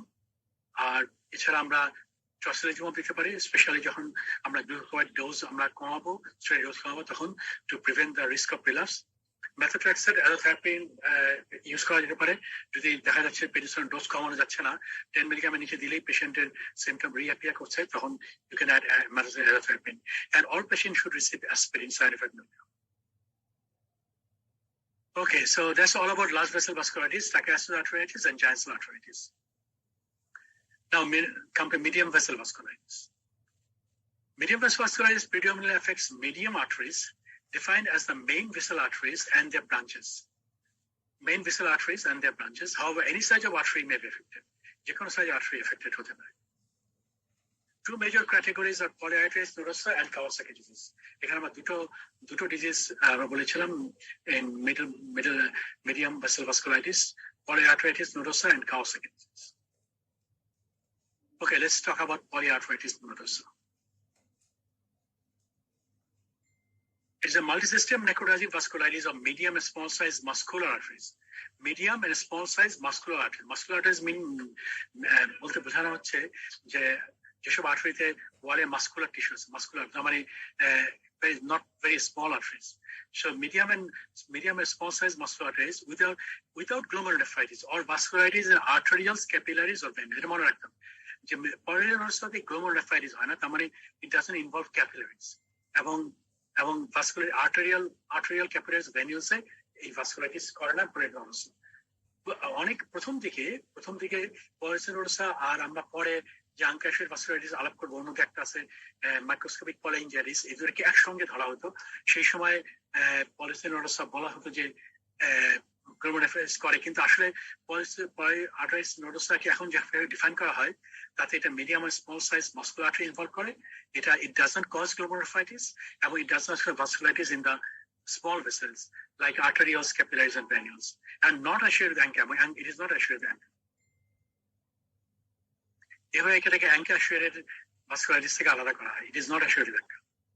Commonly involves skin, peripheral nerves, joint, GIT, kidneys. These are the common organs involved commonly: skin, peripheral nerves, joints, gastrointestinal tract, and kidneys. Any organ with exception of lung can be involved. Polyarteritis usually does not involve lung. Lung involved corona. Pulmonary vessels are not involved. So commonly involved skin, lung, pulmonary vessels, and lung parenchyma, lung involved corona. Skin, peripheral nerves, joint, GIT, and kidneys. Peak incidence being the ages of 48 to 50 with a 2:1 male to female ratio. এবং আরেকটি important feature হচ্ছে polyarteritis, hepatitis B is an important risk factors. তার মানে hepatitis B, যাদের those who are hepatitis B positive, they have a chance, they have a propensity to develop polyarteritis nodosa. Okay, what are the clinical features কিভাবে present করে? আমরা বলেছি এটা medium and small size muscular arteries involved করে। তবে polyarteritis important feature হচ্ছে non specific sign and symptoms আর hallmarks of polyarteritis। তার মানে polyarteritis specific sign and symptom অনেক সময় থাকে না, পাওয়া যায় না। 65 to 80% patient non-specific signs and symptoms may present fever, malaise, arthalgia, myalgia, weight loss, which can happen in any chronic illness. Fever, myalgia, arthalgia, myalgia, weight loss, or any other connective disease. সুতরাং এটা মনে রাখতে হবে। Peripheral nervous system involved by 55% of patients, এবং usually in the form of polyneuropathy, mononeuritis multiplex. Mononeuritis multiplex, wrist drop, foot drop, এগুলো present করতে পারে polyneuropathy. Skin involvement in 44% of patients, rash, purpura, nodules, skin ulcers, livedo reticularis, এগুলো পাওয়া যেতে পারে। renal involvement হয়, এবং এখানে renal involvement হয় renal artery involvemenটের জন্য, সেই জন্য renal ischemia হয়। এখানে hematuria পাওয়া যেতে পারে, but not red cell cast, because it does not cause glomerulonephritis. So you will not get red cell cast or proteinuria. You might get hematuria. You can get RBC in urine, but not RBC cast or proteinuria. সুতরাং এখানে, এবং hypertension is due to renal ischemia, due to renal artery stenosis, and patient can also develop renal failure due to renal ischemia. Gastrointestinal involvement, abdominal pain, nausea, vomiting, malaria এগুলো হতে পারে। Cardiac involvement হতে পারে, myocardial infarction, pericarditis হতে পারে, and central nervous system involvement, cerebral ischemia, stroke. These are that can happen in polyarteritis nodosa. Polyarteritis nodosa commonly presents with non-specific features, and common symptoms are due to involvement of the peripheral nervous system, mononeuritis multiplex, and skin involvement. These are the two common features, but it can also involve kidney, GI tract, heart, and central nervous system. একটা characteristic feature of polyarteritis nodosa is testicular pain due to ischemic orchitis. This is a characteristic feature of polyarteritis nodosa. So testicular pain is important, but it is not that common. But when you get testicular pain in a patient with other features, or skin involvement or peripheral nervous involvement, you should think about polyarteritis nodosa. So what are the investigations? Like as before, you can get neutrophil leukocytosis, ESR, CRP may be raised, patient may be anemic. You should test the patient for hepatitis B and C, because hepatitis B has a strong association with polyarteritis nodosa. Biopsy of symptomatic organ can be done for the diagnosis. Nodular skin lesion, painful testis, nerve, or muscles. Biopsy can be done. Arteriography involves vessels. If you do arteriography, you can get aneurysm of small and medium-sized arteries in the renal, hepatic, or visceral vasculature. So how do you treat polyarteritis nodosa? Prognosis of untreated polyarteritis nodosa is extremely poor. Untreated polyarteritis nodosa prognosis is very poor. 5-year survival 10 to 20%. So you should definitely treat all patients with polyarteritis nodosa. Combination of prednisolone and cyclophosphamide has been found to significantly improve survival rate. So that is treated with a combination of prednisolone and cyclophosphamide.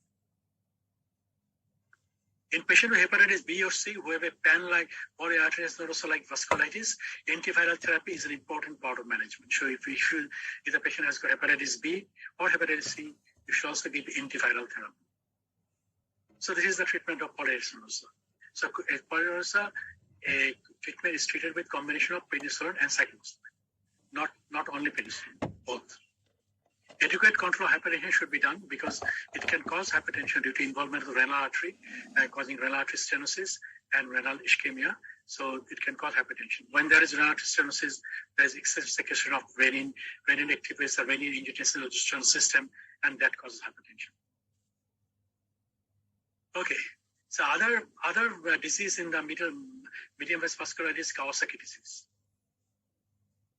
Kawasaki disease is arthritis associated with mucocutaneous lymph node syndrome.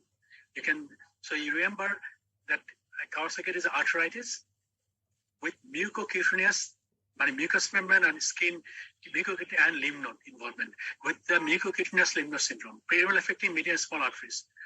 Among Kawasaki is a important characteristic of it involves coronary arteries, often involved.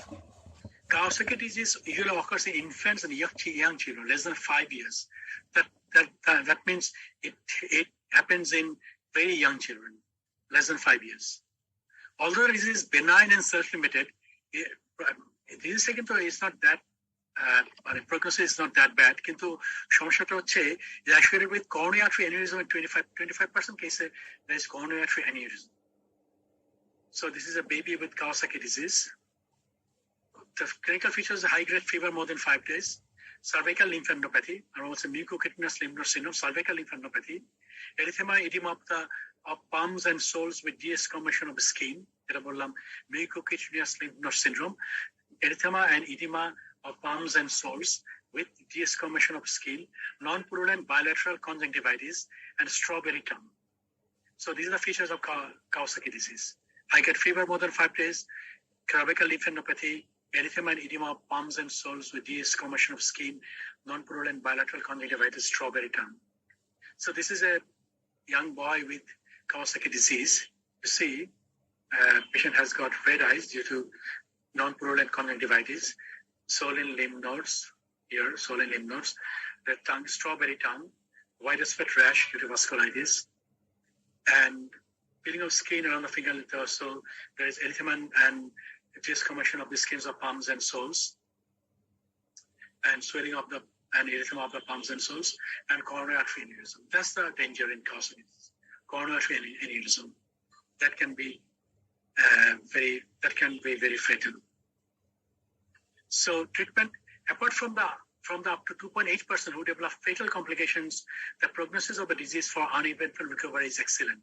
Usually, prognosis is very good in Kawasaki disease, except a few people who develop the fatal complications of coronary artery aneurysm, and is treated with high-dose intravenous gamma globulin together with high-dose aspirin.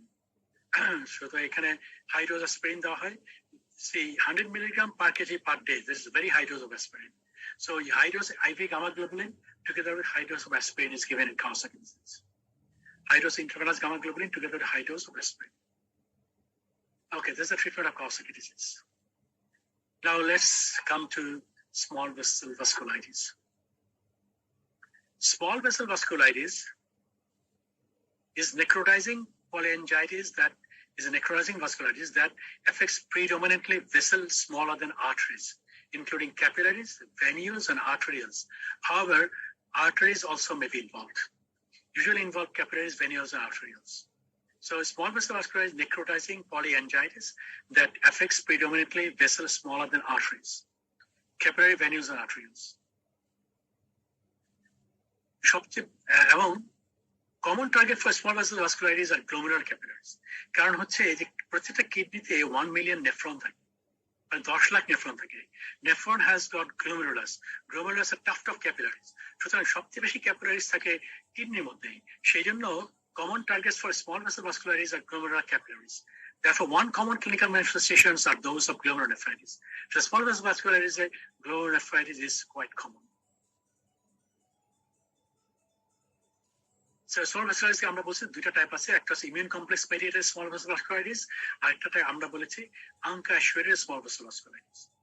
Immune complex small vasculitis, moderate to marked vessel wall deposition of immunoglobulin, যেখানে immune complex deposited হয়, এবং we can by while doing immunofluorescence we can detect immunoglobulin, সেখানে detect করতে পারি। আর একটা আনকোঅ্যাসুরেটেড small vasculitis, যেখানে দেখা যাচ্ছে ভেসেল ওয়ালে ইমিউনোগ্লোবুলিন ডিপোজিশন নাই, ইমিউনোফ্লোরেসেন্স করে আমরা ইমিউনোগ্লোবুলিন ডিটেক্ট করতে পারি না, সেই জন্য আমরা এখানে বলি পসি ইমিউন, পসি মানে খুবই কম immune, possible small vasculitis, often associated with এবং often associated with circulating anti-neutrophil cytoplasmic antibodies, so ANCAs. এবং আনকোঅ্যাসুরেটেড ভাস্কুলাইটিসের বৈশিষ্ট্য হচ্ছে এটা পসি ইমিউন, এখানে ইমিউনোগ্লোবুলিন খুব একটা পাওয়া যায় না ভেসেল ওয়ালে, কিন্তু এবং এখানে দেখা যায় যে এদের anti nuclear cytoplasmic antibody positive থাকে, আনকা পজিটিভ পাওয়া যায়। শুধু immune complex and ANCA associated vasculitis.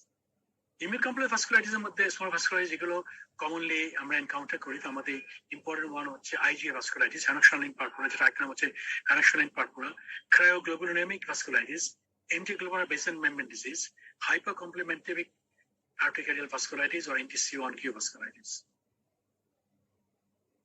Henoxaline purpura or IgA vasculitis.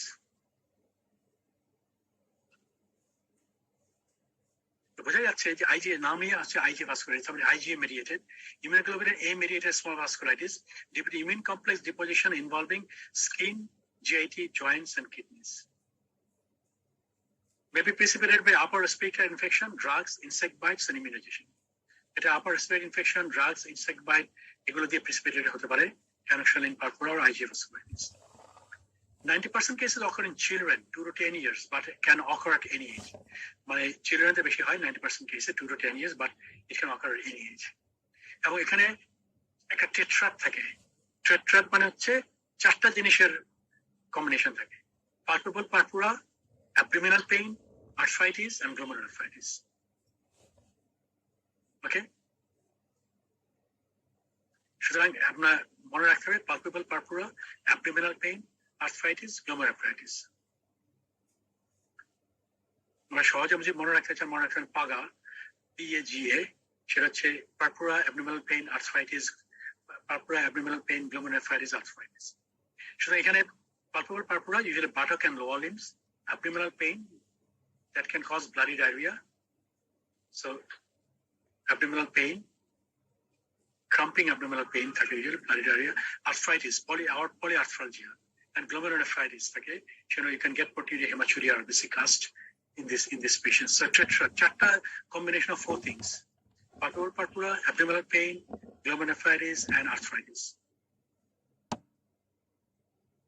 Okay, among diagnosis, skin biopsy and immunofluorescence demonstrates leukocytoclastic vasculitis with IgA deposition. Skin biopsy করে diagnosis করা যায়, কারণ এখানে যদি আমরা leukocytoclastic vasculitis পাই স্কিনে এবং ওখানে IgA পাওয়া যায়, IgA deposition পাওয়া যায়, that indicates this is IgA mediated. So you can diagnose this as IgA vasculitis or henoxaline purpura. So these are typical palpable purpura on the buttock and lower limbs. It's IgA vasculitis. So how do you treat henoxaline purpura or IgA vasculitis? Usually self-limiting disorder, prognosis excellent in children. All patients with hypertension or proteinuria, that means more than 1 gram, should be started on ACE inhibitors. Severe cases may require prednisolone 1 milligram per kg per day. Patients with rapidly progressive glomerulonephritis may need steroid and immunosuppressive drugs. So যদি patient rapidly progressive glomerulonephritis develop করে, we might need steroid and other immunosuppressive agents like cyclophosphamide or mycophenolate mofetil or other immunosuppressive agents. সুতরাং it is a self-limiting disorder and progresses excellent in children. All patients with hypertension or proteinuria should get proteinuria more than 1 gram per day, should be started on ACE inhibitors. Severe cases may require prednisolone. আমরা ACE inhibitor শুরু করবো, তারপরে যদি দেখি severe case patienটের severity assessment করার পরে, if we think is a severe case, we can add prednisolone 1 milligram per kg per day. RPGN হলে we should we also might have to add immunosuppressive agents in addition to prednisolone. আমরা ক্রায়োগ্লোবুলিন ভাস্কুলারিটিস সম্বন্ধে সংক্ষেপে একটু আলোচনা করে নিই। এটা মাঝে মাঝে পাওয়া যায়, এটা আসলে it's an important question for exam, কারণ পরীক্ষায় কেন জানি ক্রায়োগ্লোবুলিন ভাস্কুলারিটিস থেকে মাঝে মাঝে কোয়েশ্চেন আসে। ক্রায়োগ্লোবুলিন আর কোল্ড প্রেসিপিটেবল মনোক্লোনাল আর পলিক্লোনাল ইমিউনোগ্লোবুলিন মানে হচ্ছে মানে কিছু কিছু পেশেন্ট কিছু ইমিউনোগ্লোবুলিন তৈরি করে, বা immunoglobulin is immunoglobulins are present in those patients which are soluble in normal body temperature, kintu when the temperature goes below 37 degree Celsius, 37 degree centigrade, these immunoglobulins precipitate and then they become deposited in the vessel wall and can cause vasculitis. Sure, and because they start the complement, they activate the complementary system, and there is also complement is activated, and there is and cascade of inflammation starts. Cryo may be associated with systemic vasculitis, among may be associated with systemic vasculitis, characterized by pulmonary purpura, arthritis, arthralgia, myalgia, and glomerulonephritis. If which are the most common association has been with hepatitis C. আমরা দেখলাম যে polyarteritis is associated with hepatitis B, and a cryoglobulinemia vasculitis is strongly associated with hepatitis C. Although cryoglobulinemia অন্যান্য কিছু ওষুধে পাওয়া যেতে পারে, multiple myeloma, lymphoproliferative disorder, connected disease, infections and liver disease.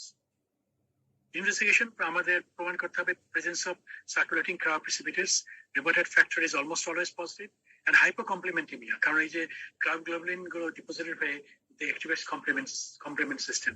সেজন্য complement is used up, সেজন্য hypercomplement level কমে যায়। Hepatitis C antibody or Hep C RNA পাওয়া যেতে পারে because it is associated with hepatitis C. এবং ট্রিটমেন্ট হচ্ছে antiviral therapy, hepatitis C, steroid and rituximab. এতে ক্রায়োগ্লোবুলিন ভাস্কুলারিটিস ট্রিট করা হয়। Antiviral therapy, hepatitis C, steroid, rituximab.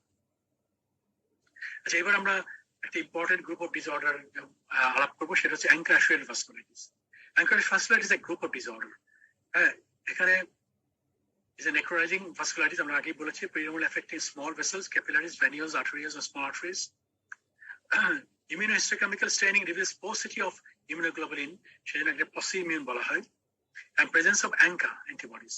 ANCA-টা commonly দুটো targets আছে ANCA-র, একটা হচ্ছে মাইলোপারসিডেস, মাইলোপারসিড MPO ANCA, সেটা MPO ANCA, আর একটা প্রোটিনিস 3, সেটাকে আমরা বলি PR3 ANCA। আগে এগুলোকে পিয়াঙ্কা সি আঙ্কা বলা হতো, আজকাল পিয়াঙ্কা সি আঙ্কা বলা হয় না, আজকাল এমপিও আঙ্কা, প্রোটিনিস 3 আঙ্কা, PR3 আঙ্কা আর এমপিও আঙ্কা বলা হয়। এই নামেই আমাদের ডাকা উচিত।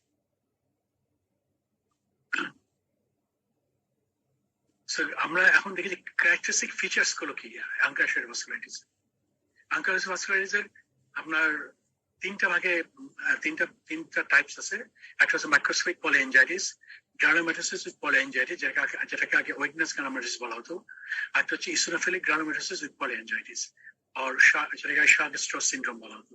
শুধু এমপিএ, জিপিএ, এনইজিপিএ, এমপিএ, জিপিএ, এনইজিপিএ, এই তিনটা টাইপ আছে অ্যাঙ্কার-অ্যাসোসিয়েটেড স্মল ভেসেল ভাস্কুলাইটিসের। আমরা বলছিলাম যে এমপিও আঙ্কাকে পি আঙ্কা বলা হতো, কারণ পেরিনিউক্লিয়ার স্টেনিং প্যাটার্ন আছে। আমরা হিস্টোকেমিক্যাল স্টেনিং যখন করি তখন আমরা দেখি যেটা পেরিনিউক্লিয়ার স্টেনিং, এই জন্য এটাকে পি আঙ্কা বলা হতো। আর PR3 আঙ্কাতে দেখা যাচ্ছে ডিফিউজ সাইটোপ্লাজমিক স্টেনিং হয়, এখানে সি আঙ্কা বলা হয়। এবং আজকাল আর P ANCA C ANCA, MPO ANCA and PR3 ANCA বলা হয়। আমরা আলাপ করতে যাচ্ছি না। So what are the characteristic features of ANCA-associated vasculitis? MPA মানে microscopic polyangiitis, এটা most prominent feature হচ্ছে renal involvement, but kidney involvement is the most prominent feature. Other features of vasculitis may be present, but এটার most prominent feature হচ্ছে renal involvement. এটা kidney necrotic glomerulonephritis causing RPGN, এবং commonly present করে RPGN নিয়ে এই microscopic polyangiitis leading to renal failure. সেজন্য এটা acute kidney injury নিয়ে প্রেজেন্ট, acute kidney injury করতে পারে, প্রোটিনুরিয়া, হেমাচুরিয়া, আরবিসি কাস্ট পাওয়া যাবে। সুতরাং মাইক্রোস্কোপিক পলিঅ্যাঞ্জাইটিসের প্রধান ফিচার হচ্ছে necrotising glomerulonephritis causing rapidly progressive glomerulonephritis, এবং লাঙে Pulmonary capillaritis হতে পারে, often causing diffuse alveolar hemorrhage এবং hemoptysis।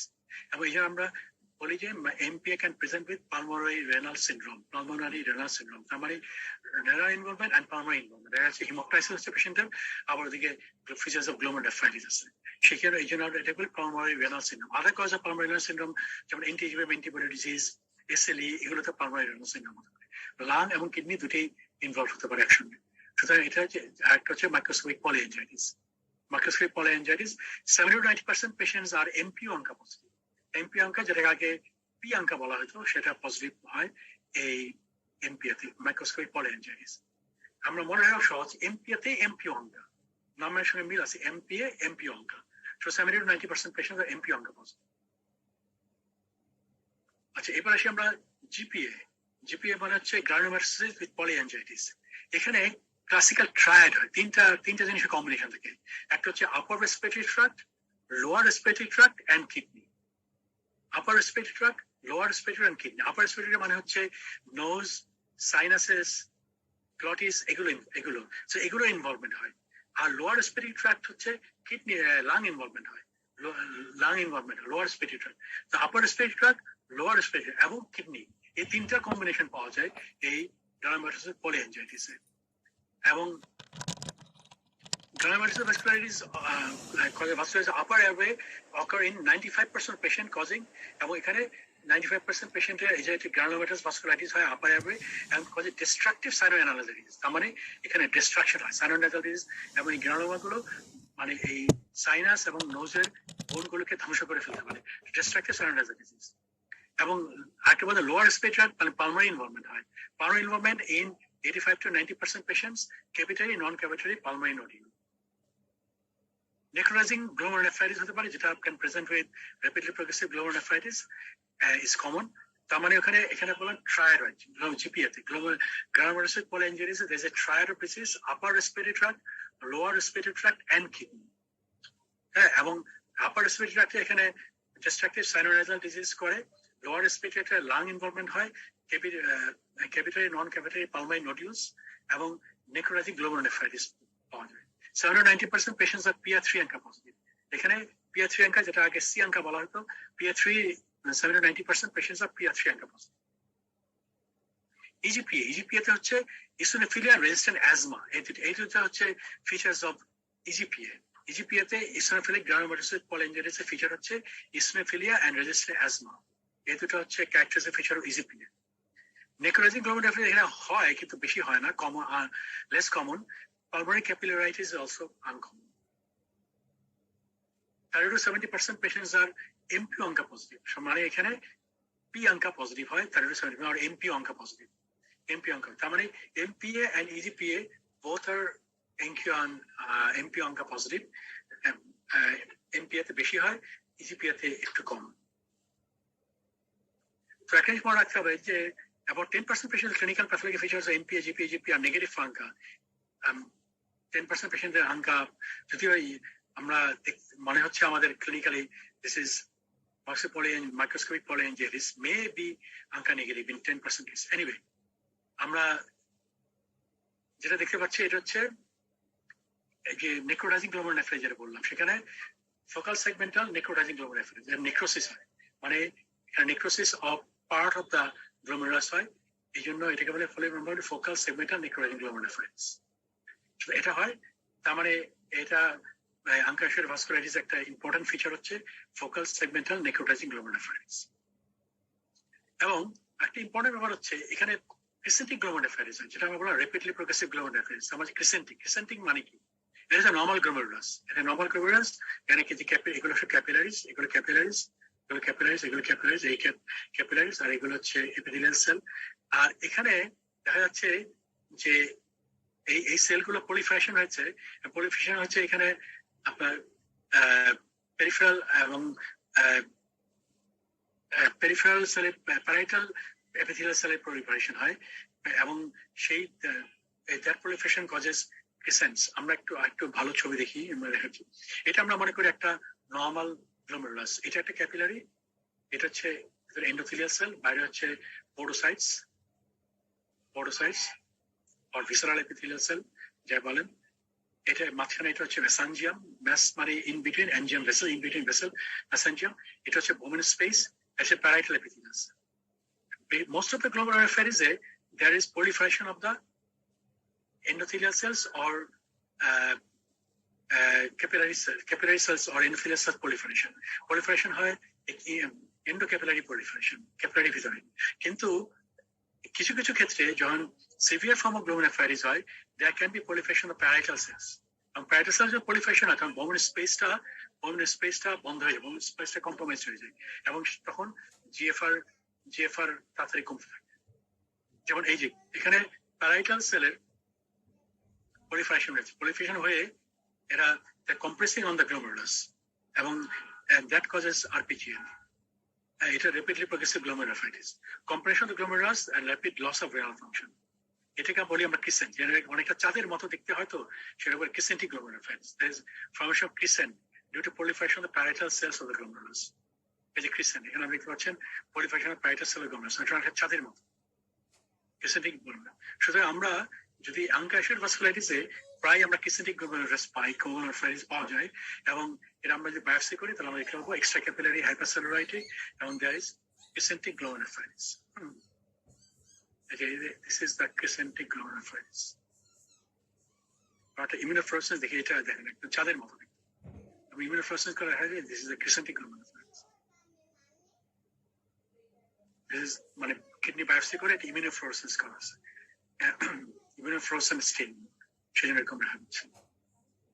And you will also get RBC cast in these patients because patient has got glomerulonephritis, so there will be RBC and RBC cast, and you can get also other cast as well, like granular cast and other cast, hyaline cast, or you can get other cast as well. So এখন আমরা দেখি MPA তে কি হয়, আমরা বলছি renal involvement মূলত is very common, is the most characteristic feature of NPA. Microcystic polyangiitis, necrotizing glomerulonephritis, very common. RPGN হয়, renal failure, AKI protein hematuria, RBC cast হয়, lung involvement, pulmonary capillaritis হতে পারে, এবং causing diffuse alveolar hemorrhage and hemoptysis. সুতরাং এখানে kidney involvement হয় এবং lung involvement হতে পারে, pulmonary renal syndrome. Monoitis multiplex পাওয়া যেতে পারে, and gastrointestinal and cutaneous vasculitis, features of gastrointestinal and cutaneous vasculitis এখানে পাওয়া যেতে পারে। GPA তে আমরা বলছিলাম যে granulomatous vasculitis, upper and lower respiratory tract together with glomerulonephritis, the triad, upper respiratory tract, lower respiratory tract, and kidney glomerulonephritis. Upper respiratory involved in 95% patients, sinusitis, paranasal sinus pain and drainage হতে পারে, purulent or bloody nasal discharge পাওয়া যেতে পারে, nose involvement, nasal septal perforation leading to saddle nose deformity, serous otitis media, hearing loss, subglottic stenosis. আমরা pulmonary involvement হতে পারে, cough, hemoptysis, dyspnea, non-cavitary, non-cavitary pulmonary nodules হয়। অবস্থা না upper respiratory, lower respiratory tract and kidney. Renal disease, 77% patient RPGN leading to renal failure, proteinuria, hematuria, RBC cast. Eye involvement হতে পারে, এখানে involvement হতে পারে conjunctivitis, dacrocystitis, episcleritis, scleritis, retroorbital mass lesion leading to proptosis. Skin involvement, papules like any other vasculitis, papules, vesicle, pulmonary ulcers, subcutaneous nodules. এই দেখেন saddle nose deformity due to GPA. Erosive sinus disease, a sinus bone গুলো is almost getting destroyed. সুতরাং erosive sinus disease and saddle nose deformity. So you can get saddle nose, erosive sinus disease. Subglottic stenosis, subglottic stenosis হতে পারে in GPA. এবং আমরা বলেছিলাম যে cavitary lesions, you can see cavities in the lung. So cavitary, non-cavitary pulmonary nodule পাওয়া যেতে পারে. This is also another cavity. So this is non-cavitary pulmonary nodules, but some are cavities as well. The pulmonary nodules found in GPA, these are pulmonary nodules. These are also pulmonary nodules. So this is lung involvement in GPA, CT scan. It's an eye involvement, there's proptosis, with retroorbital mass in GPA, granulomatous inflammation, granulomatous involvement. EGPA pulmonary pneumonia usually dominate the clinical picture with severe asthma attack and presence of pulmonary infiltrate. Monoaries multiplex in up to 72% patients. Allergic rhinitis, sinusitis occur in up to 60% of patients. No destructive disease, nasal polyposis. Skin lesions occur in 50% of patients, include purpura, cutaneous, and subcutaneous nodule. Renal disease is less common and less severe in GPA than MP or GPA. তবে এখানে striking ইসনোফিলিয়া থাকে, আমার এখানে ইসনোফিলিয়া and resistant asthma. These are the two important features of EGPA. Striking eosinophilia. Anyway, আমরা আবার চার্টে দেখানোর চেষ্টা করেছি যে কি কি পাওয়া যায়, যেমন P3 আঙ্কা মূলত GPA তে পজিটিভ 90% and কিছু কিছু কেসেস NPA তে you can get positive. MP আঙ্কা is mostly positive in NPA and up to 70% patient with EGPA. আমরা যেটা বলছি গ্লোমেরুলাইটিস 3 টাইপস এর গ্লোমেরুলাইটিস হতে পারে, বাট GPA তে NPA তে এবং GPA তে বেশি গ্লোমেরুলাইটিস হয় in the form of crescentic glomerulonephritis or AKI, hematuria, proteinuria. Lung involvement, pulmonary hemorrhage, alveolar hemorrhage বেশি হয় হচ্ছে NPA তে হয়, GPA তে কিছু কিছু ক্ষেত্রে হতে পারে, আর pulmonary nodules or parenchymal pulmonary disease is more common in GPA, so it can also happen in NPA and EGPA.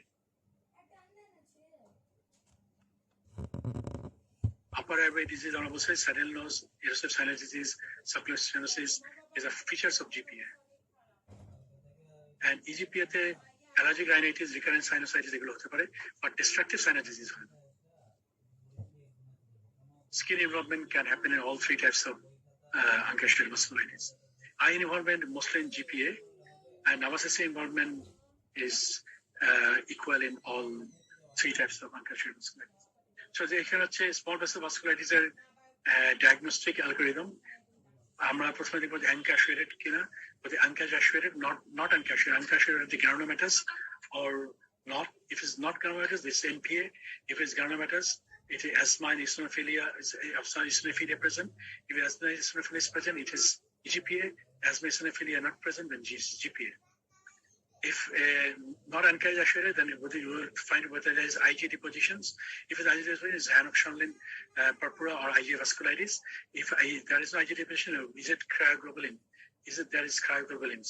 If cryoglobulin is present, then it is cryoglobulinic vasculitis. If it is not present, then it can be other types of small vessel vasculitis. This is the diagnostic algorithm of small vessel vasculitis. How do you manage small vessel vasculitis or uncapsulated small vessel vasculitis? Timely diagnosis, rapid institution, appropriate immunomodulatory therapy is critically important for optimal renal outcome in patients with ANCA glomerulonephritis. Important ব্যাপার হচ্ছে যে uncapsulated vasculitis এর প্রধান feature হচ্ছে these patients die of renal failure. এবং সেই জন্য renal disease is very important. So you have to treat renal disease and other features of uncapsulated vasculitis immediately as quickly as timely diagnosis, rapid institution of treatment. Time is nephrons. Kidney failure হয়ে গেলে kidney, if you lose nephrons, you cannot get back nephrons. So then time is nephrons. এখানে দুটা করা হয়, remission or induction of remission, first 3 to 6 months, and remission maintenance another 18 to 24 months. এবং remission induction করা হয় সাধারণত all guidelines recommends pulse methylprednisolone 250 to 1 gram, 250 milligram to 1 gram daily for 3 days, followed by oral prednisolone 1 milligram per kg body weight. Cyclophosphamide with high dose glucocorticoid for patients.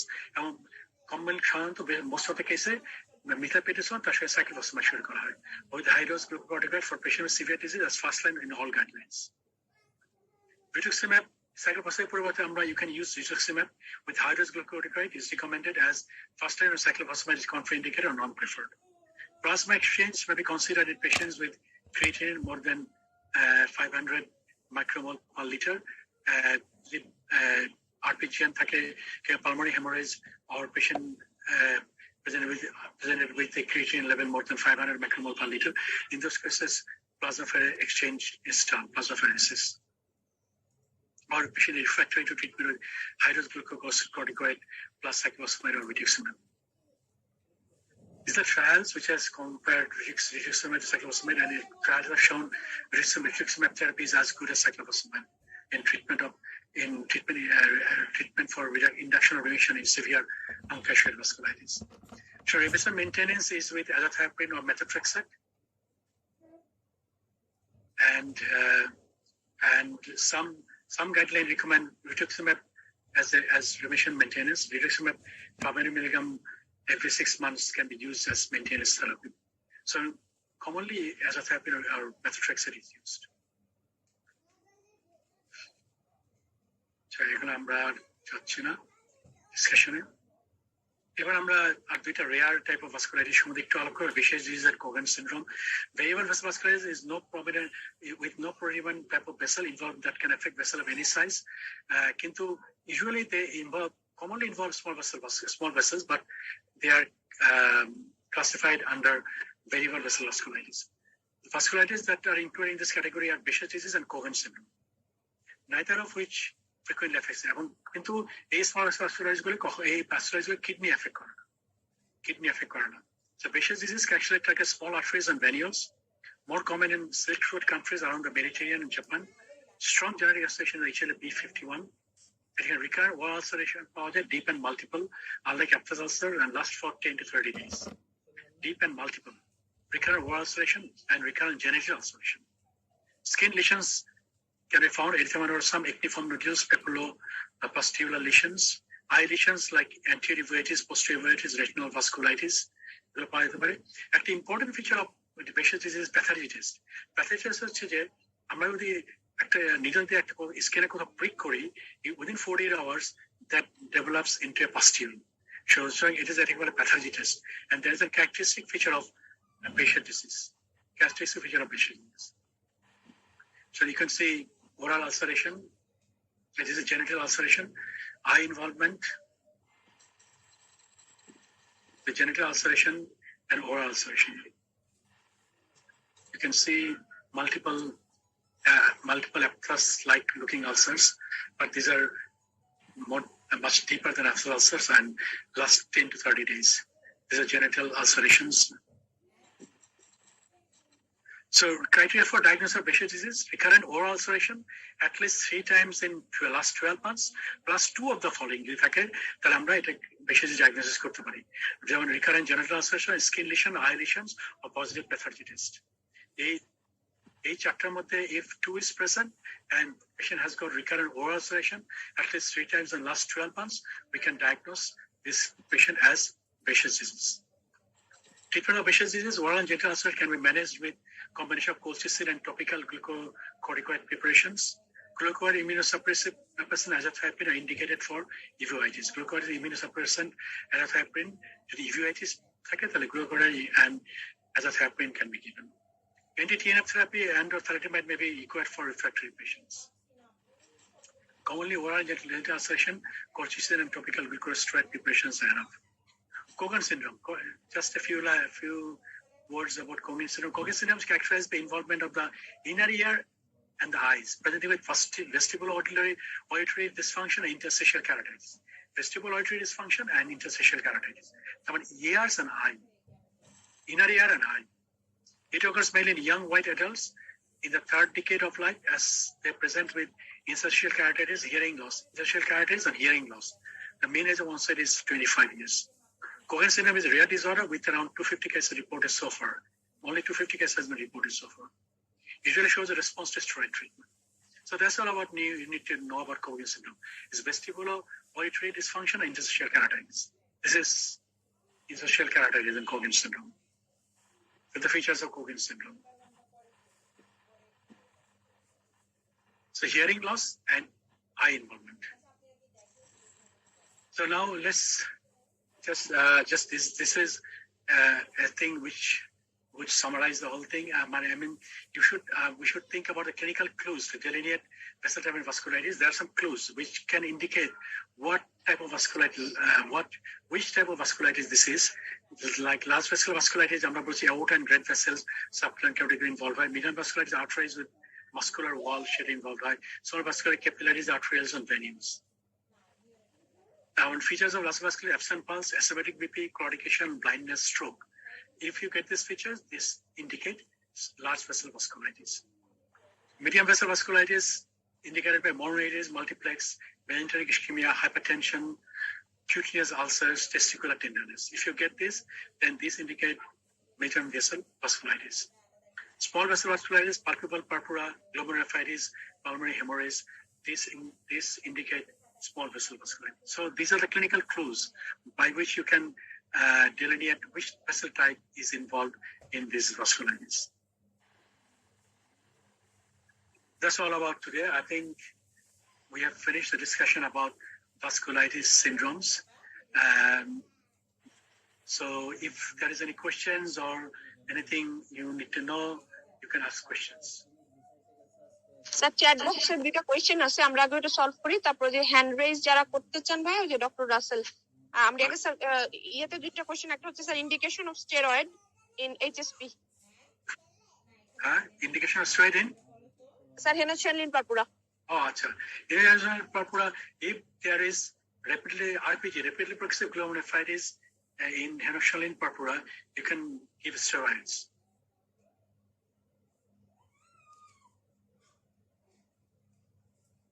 যারা এখানে এই chat বক্সে লিখতেছেন তারা একটু গ্রুপে লিখেন আপনাদের কমেন্টস গুলো, তাহলে ভালো হবে, তাহলে দেখতে পাবো। স্যার ওই ইন্ডিকেশন অফ স্টেরয়েড কি বলে ফেললেন sir?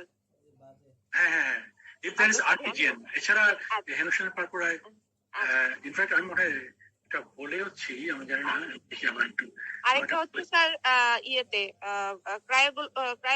when suspect cryoglomerular vasculitis in a patient, কখন আমরা সাসপেক্ট করব স্যার? ক্রায়োগ্লোবিনেমিয়া।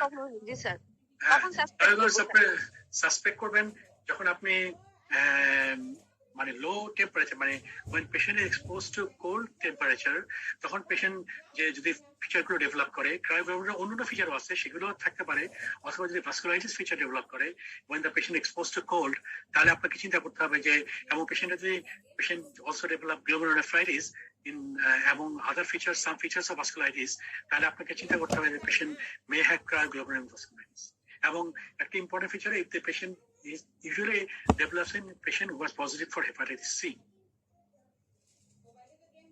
স্যার ডক্টর রাসেল ভাইয়া আপনি ওপেন করেন, আনমিউট করেন, কথা বলেন। ডক্টর রাসেল, সবাই একসাথে আনমিউট করবেন না প্লিজ। হ্যাঁ আসসালামু আলাইকুম স্যার।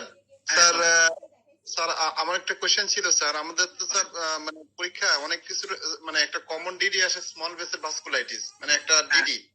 তো এই ক্ষেত্রে স্যার আপনার স্যার প্রেজেন্টেশনটা এক্সিলেন্ট স্যার। এখন এটা ট্রিটমেন্টের ক্ষেত্রে কি স্যার মানে মোটামুটি অলমোস্ট একই ট্রিটমেন্ট স্যার, ওই যে জিপিএ, ইজিপিএ এবং এমপিএ, এই তিনটা ট্রিটমেন্ট? এমপিএ আনক্যাশিয়ার ভাস্কুলাইটিস এগুলোর একই ট্রিটমেন্ট অলমোস্ট। আনক্যাশিয়ার ভাস্কুলাইটিস ট্রিটমেন্ট হচ্ছে যে আপনাকে রিমিশন ইন্ডাকশন করতে হবে এবং রিমিশন মেইনটেইন করতে হবে। Remission induction is done with steroid, glucocorticoid, penicillin plus cyclophosphamide or with, এবং maintenance is with methotrexate or azathioprine. তবে রিটুক্সিমাব দিয়ে মেইনটেনেন্স যে বলা হয়, যেগুলো যাদের ইন্ডাকশনে রিটুক্সিমাব ইউজ করা হয়, those people should be maintained with rituximab. মানে every 500 milligram IV every 6 months. Sir এটা টোটাল ডিউরেশন কত? Total treatment duration depends on the patient, কারণ এখানে আপনার ইন্ডিভিজুয়াল ভেরিয়েশন হবে অনেক, সুতরাং আপনার treatment depend on patient respond করে। তবে এটা ইউজুয়ালি মানে usually it is given more than 2 years আর কি। মানে 24 months is the common duration of disease, duration of treatment, but it can be extended. কেউ এর থেকে বেশিও দেয়, এটা আপনার ডিপেন্ড করবে পেশেন্টের রেসপন্স কেমন, পেশেন্ট রিল্যাক্স করে কিনা, এবং পেশেন্টের ফিচার গুলো কতখানি রিসলভ করেছে, সব মিলিয়ে আর কি। স্যার তাহলে কি স্যার এটা কি স্যার তিনটা ভাস্কুলাইটিসের তিনটা প্যাটার্নে এটা হবে sir, small vessel ANCA associated vasculitis, এটা ANCA associated vasculitis treatment. Thank you sir. আমি তো প্রত্যেকটা ভাস্কুলাইটিস ট্রিটমেন্ট আলাদা করে বলছি স্যার। এই ট্রিটমেন্ট যেটা বললাম, this is the treatment of ANCA associated vasculitis. Sir thank you sir. ভাইয়া স্যার একটু বলি স্টুডেন্টদের উদ্দেশ্যে, আপনারা বারবার একজন হ্যান্ড প্রেস করবেন না, আমি নোট করে রাখছি, আমি সবার কাছে যাব একে একে। MA Hasan, doctor MA Hasan ভাই আনমিউট করেন, কথা বলেন। আসসালামু আলাইকুম স্যার। হ্যাঁ বলেন। আসসালামু আলাইকুম স্যার, এক্সিলেন্ট ক্লাস স্যার, অনেক ধন্যবাদ স্যার। আমার একটা কোশ্চেন ছিল স্যার। স্যার ওই যে জায়ান্ট সেল আর্টারাইটিস তো স্যার আমরা হাইড্রোস্টেরয়েড দিব স্যার, কিসের? আর জায়ান্ট সেল আর্টারাইটিস তো স্যার আমরা ট্রিটমেন্ট দিব হাইড্রোস্টেরয়েড। আপনার এই জায়ান্সেলারি সবগুলোতেই হাইড্রোজ দেওয়া হয়, টাকা অ্যাসিডেও হাইড্রোজ দেওয়া হয় 1 milligram per KG body weight. জায়ান্সেলারি একটা ইম্পর্টেন্ট ব্যাপার হচ্ছে যদি আপনি ভিজুয়াল সিমটম দেখেন যে পেশেন্টের ভিজুয়াল সিমটম আছে, তাহলে আপনি you go straight to intravenous methylprednisolone 1 gram. Sir যদি পলিমায়ালজিয়া রিউমাটিকা থাকে তাহলে এটা ট্রিটমেন্ট হচ্ছে স্যার লোডোস্টেরয়েড। এখন যদি পলিমায়ালজিয়ার সেটা হচ্ছে শুধু পলিমায়ালজিয়া রিউমাটিকা থাকে। জি স্যার, এখন দুইটাই যদি একসাথে থাকে স্যার তাহলে কিভাবে স্টার্ট করব? না, যদি জায়ান্সেল আর্টারাইটিসের সঙ্গে থাকে তাহলে আপনার হাইড্রোস্টেরয়েড দিতে হবে। হাইড্রোস্টেরয়েড। জি sir, thank you sir. Doctor Kaushik unmute করেন, কথা বলেন। আসসালামু আলাইকুম sir. Sir excellent class sir. Sir আমি একটা কোয়েশ্চেন করতে যাচ্ছি এখানে স্যার। ওই স্যার এখানে আমরা যেটা স্যার এখন যে মানে রিউমাটোলজিক্যাল ক্রাইটেরিয়া গুলি আসে স্যার, প্রায় সবগুলো বেশিরভাগই ক্লাসিফিকেশন ক্রাইটেরিয়া। আপনি এখন ক্রাইটেরিয়া দেখিয়েছেন, ওখানে ওগুলো অ্যাকচুয়ালি কি টু ডায়াগনোস বলে উল্লেখ করেছেন, তো এগুলো অ্যাকচুয়ালি কি ডায়াগনস্টিক না ক্লাসিফিকেশন ক্রাইটেরিয়া হিসেবে? কোনটা যতগুলো ক্রাইটেরিয়া বলেছেন আর কি স্যার, ওগুলো অ্যাকচুয়ালি কি ক্লাসিফিকেশন ক্রাইটেরিয়া না ডায়াগনস্টিক ক্রাইটেরিয়া? না, আমি যে এসিআর আমেরিকান রিউমাটোলজি, আমেরিকান কলেজের রিউমাটোলজি ক্রাইটেরিয়া বলে ওগুলো ডায়াগনস্টিক ক্রাইটেরিয়া। আচ্ছা স্যার, এটা ক্লিয়ার করে দেন স্যার। কারণ বেশ কিছু আবার ক্লাসিফিকেশন ক্রাইটেরিয়া যেগুলো সম্ভবত ক্লাসিফিকেশন ক্রাইটেরিয়া আমি সেগুলো প্রথমে যখন ক্লাসিফাই করে যে সেই সময় বলেছি আর কি, সেগুলো সেটা ক্লাসিফিকেশন ক্রাইটেরিয়া। এবং ক্লাসিফিকেশন আসলে যেটা আমি দেখালাম আপনার চ্যাপেল হিল কনসেনসাস, এটি হচ্ছে মোস্ট এগ্রিড ক্লাসিফিকেশন। যদিও বিভিন্ন বইতে বিভিন্ন রকম আছে, আমি দেখেছি বিভিন্ন বইতে বিভিন্ন রকম আছে ক্লাসিফিকেশন, কিন্তু আমি মনে করি যে আপনার এই 2012 এর চ্যাপেল হিল কনসেনসাস যে ক্লাসিফিকেশন, এটা অ্যাডপ্ট করাই সবচেয়ে ভালো। যেমন ধরেন আপনি দেখবেন অনেক বইতে বেশের ডিজিজ এটাকে স্মল ভেসেল ভাস্কুলাইটিসের মধ্যে নিয়ে গেছে, হ্যাঁ, কিন্তু এটাকে ওরা স্মল ভেসেল ভাস্কুলাইটিসের মধ্যে রাখে না, ওরা ভেরিয়েবল ভেসেল ভাস্কুলাইটিসের মধ্যে রাখছে। সুতরাং আমার মনে হয় এটা ফলো করাই ভালো, কারণ এটি এখন মধ্যে এগ্রিড। এরপরে আর কনসেনসাস কনফারেন্স হয়নি, সেটা যদি হয় ভবিষ্যতে তাহলে হয়তো আবার চেঞ্জ হলো কিনা জানা যাবে। Okay sir, thank you sir. Sir আগে চ্যাট বক্স থেকে কয়েকটা কোশ্চেন নেই, তারপর আবার আমরা আপনাদের কাছে যাব। IgA nephropathy and IgA vasculitis, how to differentiate? ও আচ্ছা, এটা তো সম্পূর্ণ ভিন্ন জিনিস। আইজিএ ভাস্কুলাইটিস হচ্ছে ভাস্কুলাইটিস যেটা আইজিএ ডিপোজিশনের জন্য হয়, এবং এখানে মূল ফিচারটা হচ্ছে ভাস্কুলাইটিস, এবং দ্যাট ইনভলভস ক্যাপিলারিজ এবং গ্লোমেরোনেফ্রাইটিস করতে পারে, এবং অন্যান্য ভাস্কুলাইটিস অন্যান্য ফিচার থাকতে পারে। আইজিএ নেফ্রোপ্যাথি হচ্ছে যেখানে ডিফেক্টিভ আইজিএ তৈরি হয়, abnormally glycosylated IgA তৈরি হয়, এবং সেই IgA গুলো has a tendency to develop deposit in the glomerular basal membrane, can start glomerulonephritis. That is called IgA nephropathy. সেটা ডিফারেন্ট জিনিস। এবং IgA nephropathy, IgA vasculitis মানে ওভারল্যাপ হয় না। IgA vasculitis হচ্ছে এখানে IgA জন্য ভাস্কুলাইটিসটা হচ্ছে, এখানে কিন্তু অ্যাবনর্মাল IgA না, আর ওখানে হচ্ছে অ্যাবনর্মাল IgA তৈরি হয়, abnormally glycosylated IgA তৈরি হয়, এবং those IgAs become deposited in the একটা কোশ্চেন আছে। IgA deposited in the glomerular basal membrane starts a process of glomerulonephritis, and that is IgA nephropathy. So different জিনিস। আরেকটা question হচ্ছে sir, when pan develop in a hepatitis B patient, after development of CLD or before development of CLD? এটা যে কোনো সময় হতে পারে, before development হতে পারে, আফটার ডেভেলপমেন্ট হতে পারে। এটা হেপাটাইটিস বি ইনফেকশন যখন হয় তারপরেই মানে হেপাটাইটিস বি পজিটিভ পেশেন্টদের they have increase incidence of developing polyarteritis nodosa, এর স্ট্রং অ্যাসোসিয়েশন আছে। কিন্তু এটা যে কবে হবে, এটা যে কোনো সময় হতে পারে হেপাটাইটিস বি পজিটিভ পেশেন্টদের। আচ্ছা, এখানে আমি একটা চ্যাট বক্সে আরেকটা কোশ্চেন দেখতেছি, ইমিউন কমপ্লেক্স ভাস্কুলাইটিস কিনা?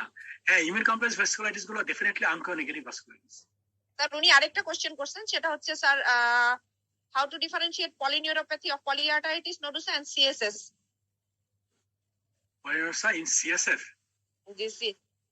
How to differentiate polyneuropathy of polyarteritis nodosa and CSS? CSS কি জিনিস? Polyneuropathy তো পেরিফেরাল নার্ভে হয়। CGPA। হ্যাঁ, আমি ঠিক বুঝলাম না ওনার কোশ্চেনটা। আমি স্যার উনি বলছে যে পলিনিউরোপ্যাথি যদি একটা পেশেন্ট নিয়ে প্রেজেন্ট করে তাহলে আমি কিভাবে ডিফারেন্সিয়েট করবো স্যার, এটা কি পলিআর্টাইটিস নোডোসা থেকে হয়েছে না শার্গস্ট্রস থেকে হয়েছে, সেটা উনি কোশ্চেন। ও আচ্ছা আচ্ছা, না না না, আপনার একটা জিনিস বুঝতে হবে, পলিনিউরোপ্যাথি বা মনোনিউরাইটিস মাল্টিপ্লেক্স যাই বলেন, এটা কিন্তু যে কোনো ভাস্কুলাইটিস হতে পারে। যতগুলো ভাস্কুলাইটিস আমরা বলছি সবগুলিতেই হতে পারে। সুতরাং এটা দিয়ে তো আপনি আসলে ডিফারেন্সিয়েট করতে পারবেন না, কারণ মনোনিউরাইটিস মাল্টিপ্লেক্স ইভেন আপনার এই ক্রায়োগ্লোবালিক ভাস্কুলাইটিস হতে পারে, এটা হেনোশালিনা হতে পারে, এটা আপনার এই টাকায়াসিস হতে পারে, সবগুলো হতে পারে, যে কোনো ভাস্কুলাইটিস হতে পারে। এটা জানেন স্যার, যদিও আপনার এটা is a feature of medium vessel vasculitis, হ্যাঁ, কিন্তু এটা কিন্তু অন্য ভাস্কুলাইটিস হতে পারে না তা না। সুতরাং এটা দিয়ে আসলে কোনো শুধু পলিনিউরোপ্যাথি দিয়ে আসলে কোনো ডায়াগনোসিস করা যাবে না, এটা আপনার অন্যান্য ফিচার গুলো দিয়ে ডায়াগনোসিস করতে হবে যে এটা কি ধরনের ভাস্কুলাইটিস। এটা শার্গস্ট্রস কিংবা ইজিপিএ তে পলিনিউরোপ্যাথি হয়, মাল্টিপ্লেক্স হয়, কিন্তু মনোনিউরাইটিস মাল্টিপ্লেক্স দিয়ে শুধু ইজিপিএ ডায়াগনোসিস হবে না, তার সঙ্গে যদি ইসোনোফিলিয়া থাকে এবং রেজিস্ট্যান্ট অ্যাজমার হিস্ট্রি থাকে তাহলে আপনি ডায়াগনোসিস করতে পারেন ইজিপিএ, এবং তারপরে আপনি ওটা অন্যান্য ওটার যে অ্যাঙ্কা পজিটিভ কিনা সেটা দেখতে পারেন। অ্যাঙ্কা পজিটিভ হতে হবে, এবং সেই ক্ষেত্রে তারপরে মানে ওটা এমপিও অঙ্কা পজিটিভ হবে, ওটা ইসোনোফিলিয়া থাকবে, রেজিস্ট্যান্ট অ্যাজমা হিস্ট্রি থাকবে, then you can say this is EGPA. Okay sir, এবার আমরা একটু স্যার হ্যান্ড রেজ করা ছিলেন কয়েকজন। ডক্টর রাফিদ আনমিউট করেন, কথা বলেন। Sir thank you sir. মানে আমার কোশ্চেনটা ওইটাই ছিল স্যার। প্রথম যে হচ্ছে যে পেরিফেরাল নিউরোপ্যাথিতে স্যার আমরা পলিআর্টাইটিস নোডোসার ক্ষেত্রে দেখি sir hepatitis B, hypertension, palpable purpura, plus হচ্ছে পেরিফেরাল নিউরোপ্যাথি, এবং স্যার চার্গস্ট্রস সিনড্রোমেও আমরা রেজিস্ট্যান্ট অ্যাজমা, ইসোনোফিলিয়া এবং পেরিফেরাল নিউরোপ্যাথি দেখতে পাই কিন্তু স্যার। কিন্তু এখন ওইটা স্যার পেরিফেরাল মানে স্যার চার্গস্ট্রস সিনড্রোম বা হচ্ছে ইসোনোফিলিয়া, আপনি শার্গস্ট্রস সিনড্রোম বলেন না, এটা এখন ইজিপিএ বলেন। হ্যাঁ, কারণ ওই নামটা আসলে এখন উঠে গেছে, অনেক বইতে নাই। আপনি ইটস বেটার টু সে ইজিপিএ বলেন, মানে অভ্যাস করেন ইজিপিএ, হ্যাঁ, মানে ইসোনোফিলিক গ্রানুলোমাটোসিস পলিএনজাইটিস, এই নামটা বলাই ভালো। কিন্তু এনিওয়ে শার্গস্ট্রসও বলতে পারেন, কিন্তু ওখানে এত আপনার এই যে peripheral nerve involvement, it can happen in any medium vessel vasculitis, small vessel vasculitis. সুতরাং এটা থেকে আপনার ডায়াগনোসিস করা যাবে না যে এটা কি ভাস্কুলাইটিস, কোন টাইপের ভাস্কুলাইটিস, অন্যান্য ফিচার দেখে ডায়াগনোসিস করতে হবে। Thank you sir. Doctor Farhaz Thank you, sir, for your excellent presentation. আচ্ছা, আপনাদেরকে একটা রিকোয়েস্ট করি, আপনারা সবাই যে চ্যাট বক্সে যেসব কমেন্ট গুলো লিখছেন এগুলো আপনারা একটু ওই গ্রুপে লিখেন, ওই গ্রুপে। স্যার আমি সবকটাই কালেক্ট করছি, যে চ্যাট বক্সেটা আমি কালেক্ট করতেছি স্যার, আপনি শুধু অ্যানসার দেন। গ্রুপে লিখলে আমি পরে নিজে বসে বসে দেখতে পারবো। ও আচ্ছা, গ্রুপেই লিখছি। গ্রুপে লিখলে খুব ভালো হয়, মানে চ্যাট বক্সে লিখছেন ভালো আছে, আমি দেখেছি। And thank you very much, আপনারা সব অনেকেই অ্যাপ্রিশিয়েট করেছেন, থ্যাঙ্কস, আপনারা ভালো বলেছেন সেজন্য। এনিওয়ে, ক্যারি অন, আপনার question, next question. Thank you sir. Sir আমার প্রশ্নটা ছিল যে জায়ান্ট সেল আর্টারাইটিসে আপনি বলছিলেন স্যার এলপি রেজ হয়, এখন এটার সাথে এলপি সম্পর্কটা যদি একটু বলতেন, কারণ আমরা তো জানি জায়ান্ট সেল এটা আসলে অ্যালকালাইন ফসফেটেজ রেজ হয়। এটা আমি অনেক খোঁজাখুঁজি করছি, আমি নিজেও এটা এই কোশ্চেনটা আমার মাথায় আসছিল, বুঝছেন, আমি নিজেও খোঁজাখুঁজি করছি। আমি হ্যারিসন, সিসিল লয়েভ সব বই খোঁজাখুঁজি করছি, বড় বড় বইও খোঁজাখুঁজি করছি, কিন্তু কোথাও এটার এক্সপ্লেইন করা নেই কেন অ্যালকালাইন ফসফেটেজ রেজ হয়।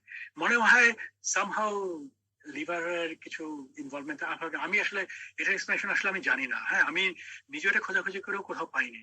এটা শুধু লেখা আছে, এবং শুধু তাও লেখা আছে হ্যারিসনে শুধুমাত্র, এবং হ্যারিসনে লেখা আছে এলপি রেজ হয়, কিন্তু এটা এক্সপ্লেনেশন দেওয়া নাই, এবং কোথাও এটা কোনো বইতে এক্সপ্লেনেশন দেওয়া নাই। এটা আমি আসলে এটার এক্সপ্লেনেশন আমি নিজেও জানি না।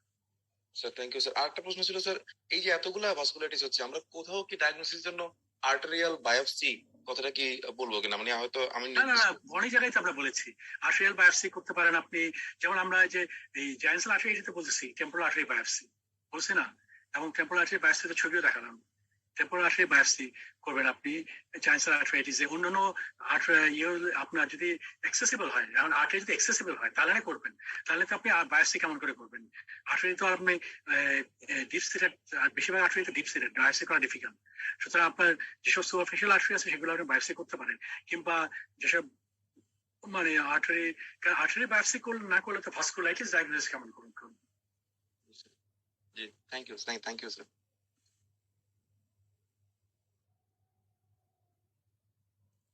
হ্যাঁ, চ্যাট বক্সে একটা কোশ্চেন আছে হচ্ছে যে main difference between GPA and ইজিপিএ।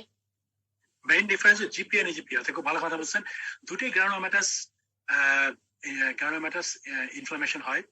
GPA এর ইম্পর্টেন্ট হচ্ছে, জিপিএ হচ্ছে এটা ডিস্ট্রাকটিভ সাইনোনেজাল ডিজিজ করে, মানে আপার এয়ারওয়ে ডিস্ট্রাকশন করে, লোয়ার এয়ারওয়েও ডিস্ট্রাকশন করে বলতে পারেন, কারণ হচ্ছে কিডনিতে অনেক ধরনের অনেক ক্যাভিটি নোডিউল এগুলো করে, আর আপনার গ্লোমেরুলোনেফ্রাইটিস করে, গ্লোমেরুলোনেফ্রাইটিস এবং এই আরপিজিএন ক্রিসেন্টিক গ্লোমেরুলোনেফ্রাইটিস করে জিপিএ। তো সুতরাং আপনার ইজিপিএ তে কিন্তু আপনার কোনো ডিস্ট্রাকটিভ আপার এয়ারওয়ে কিংবা লোয়ার এয়ারওয়ে ডিজিজ করে না। ইজিপিএ তে পালমোনারি ইনফ্লেটেড পাওয়া যেতে পারে, কিন্তু এরকম ক্যাভিটারিলেশন না। ক্যাভিটারিলেশন ইজিপিএ ফিচার না। ইজিপিএ ফিচার হচ্ছে পালমোনারি ইনফ্লেটেড পেতে পারেন আপনি। সাধারণত বলা হয় যে ট্রানজিয়েন্ট পালমোনারি শ্যাডোজ, মানে আসে পালমোনারি শ্যাডোজ আবার চলে যায়, এই ধরনের পেতে পারেন ইজিপিএতে। এবং ফ্লেটিংও বলে অনেকে। তো আপনার এই ধরনের পেতে পারেন, কিন্তু এখানে মূল ফিচার হচ্ছে asthma and which does not respond to treatment, এবং হচ্ছে যে স্ট্রাইকিং ইসিনোফিলি এবং প্রচুর ভেরি হাই ইসিনোফিল কাউন্ট, এবং তার সঙ্গে আপনার আরেকটা হচ্ছে যে জিপিএ হচ্ছে আপনার PR3 আঙ্কা পজিটিভ, আর ইজিপিএ হচ্ছে এমপিও আঙ্কা পজিটিভ হয়। সুতরাং এর মধ্যে অনেক ডিফারেন্স আছে। মানে জিপিএ হচ্ছে ডিস্ট্রাকটিভ ডিজিজ, আপার এয়ারওয়ে, লোয়ার এয়ারওয়ে, আপনার কিডনি, গ্লোমেরুলোনেফ্রাইটিস সব করে। ইজিপিএ তে গ্লোমেরুলোনেফ্রাইটিস খুব কমন না, এবং ইজিপিএ তে আপনার পালমোনারি হেমোরাজও হয় না, লাং হেমোরাজও হয় না ইজিপিএ তে, কিন্তু লাং ইনভলভমেন্ট থাকে। ইজিপিএ তে কিছু সাইনোনেজাল ডিজিজ করতে পারে, কিন্তু ডিস্ট্রাকটিভ সাইনোনেজাল ডিজিজ করে না।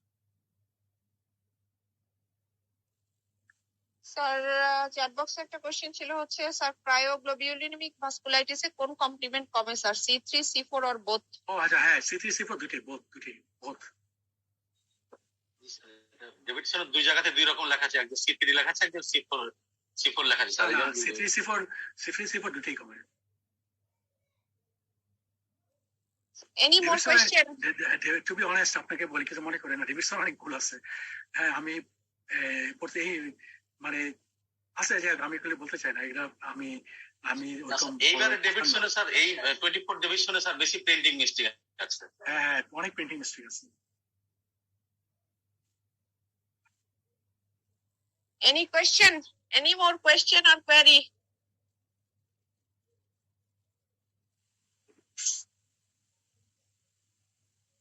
আমি যেটা জানতে চাচ্ছি যে আমরা তো ভাস্কুলাইটিস একটা ডিফিকাল্ট সাবজেক্ট। আমি এটাকে সহজ করে বলার চেষ্টা করছি, যতটা সহজ করে বলা যায় আর কি। হ্যাঁ, আপনাদের মনে রাখার জন্য জাস্ট পয়েন্টস গুলো হাইলাইট করছি আর কি। হ্যাঁ, আমি ডিটেইলে বলতে চাইনি আর কি। তো আমি জানি না আপনার জন্য কতটুকু ইউজফুল আছে জিনিসটা আর কি, ক্লাসটা। Doctor Rasel raise hand. Sorry sir, আবার একটু বিরক্ত করছি স্যার। তিনটা ভাস্কুলাইটিস স্যার, মানে আনঅ্যাসোসিয়েটেড ভাস্কুলাইটিসে এমপিএ তে তো স্যার আরপিজিএন এবং রেনাল ফেলিউর হয় না স্যার? এমপিএ আপনি শুনুন, আমি আপনাকে সহজ করে সংক্ষেপে বলি। এমপিএ তে মূল সমস্যা হচ্ছে কিডনি রেনাল প্রবলেম। আরপিজিএন হয়, রেনাল ফেলিয়ার হয়, এবং এটা যদিও অন্য আরপিজিএন না নিয়ে এমনিও গ্লোমেরুলোনেফ্রাইটিস, প্রোটিনুরিয়া, হেমাচুরিয়া এগুলো নিয়েও প্রেজেন্ট করতে পারে, কিন্তু কমনলি এটা আরপিজিএন নিয়ে প্রেজেন্ট করে।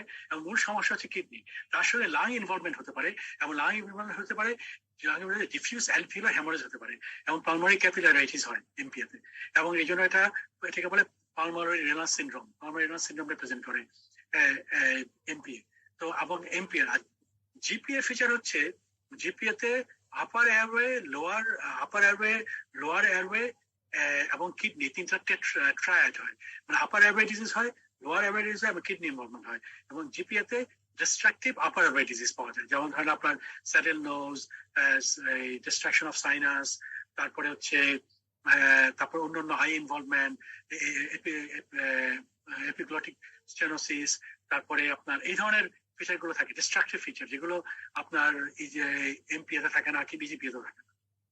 আচ্ছা, এই হচ্ছে এমপিএ এবং জিপিএ ডিফারেন্স। ইজিপিএ তে বললামই, ইজিপিএ তে হচ্ছে রেজিস্ট্যান্ট অ্যাজমা এবং আপনার স্ট্রাইকিং ইনস্ট্যান্ট ফেলিয়ার। তার সঙ্গে আর কিছু আপার এয়ারওয়ে ডিজিজ থাকতে পারে, কিন্তু এখানে আপার এয়ারওয়ে ডিজিজটা মূলত হচ্ছে সাইনোসাইটিস এবং আপনার রাইনাইটিস, এই ফর্মে থাকে, কিন্তু ওই destructive sinusitis, destructive sinonasal disease হয় না ইজিপিএফ।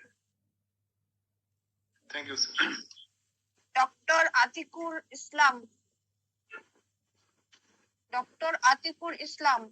আসসালামু আলাইকুম স্যার। ওয়ালাইকুম আসসালাম। স্যার আমার কোশ্চেনটা ছিল স্যার পালমোনারি রেনাল সিনড্রোম তো স্যার এনটিজিপিএম এও হয় আবার এমপিএ তেও হয় স্যার, এটাকে ডিফারেন্স করব কিভাবে স্যার? পালমোনারি রেনাল সিনড্রোম আপনার এমপিএ হতে পারে, জিপিএফ হতে পারে। হ্যাঁ, যে মানে ডিফারেন্স তো ওইভাবে করা হবে। যেমন পালমোনারি রেনাল সিনড্রোম কাকে বলে, যখন লাং এবং কিডনি একসঙ্গে ইনভলভ হয় সেটাকে বলে পালমোনারি রেনাল সিনড্রোম। এটা কিন্তু anti GBM, antiglomerular basement membrane antibody disease pulmonary renal syndrome হয়, এসএলই তো পালমোনারি রেনাল সিনড্রোম হয়, আর ANCA associated vasculitis pulmonary renal syndrome. এই তিনটা হচ্ছে প্রধান কারণ পালমোনারি রেনাল সিনড্রোমের। এটা তো আপনি ডিফারেন্সিয়েট করবেন হচ্ছে আদার ফিচার্স গুলো দিয়ে, যে এর সঙ্গে আর কি কি জিনিস এসে প্রেজেন্ট করছে সেইগুলো দিয়ে। শুধু যে পালমোনারি রেনাল সিনড্রোম মানে হলেই এটা হবে তা তো না, অন্যান্য ফিচার গুলো তো দেখতে হবে আপনাকে। বাকি ফিচার গুলো কি, পেশেন্ট কিভাবে প্রেজেন্ট করলো, পেশেন্টের অন্যান্য ফিচার গুলো কি, পেশেন্টের কোন কোন অর্গান ইনভলভমেন্ট আছে, পেশেন্টের ভাস্কুলাইটিস এর ফিচার আছে কিনা। Thank you. আর কোনো কোয়েশ্চেন? স্লাইড গুলা প্রথম থেকে দেখানো যাবে, একটু প্রথম দিকের ক্লাসগুলো? হ্যাঁ দেখানো যাবে, দেখতে যাচ্ছেন? আমি দেখাচ্ছি প্রথম থেকে না।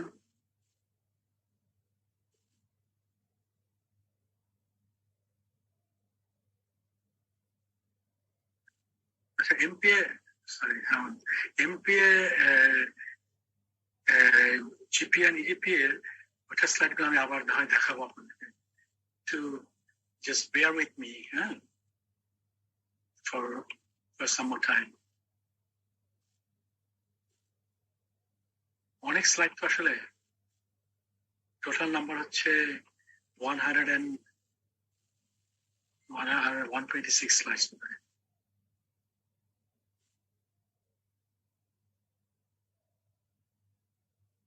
কে যেন প্রথম থেকে দেখতে চাইলেন?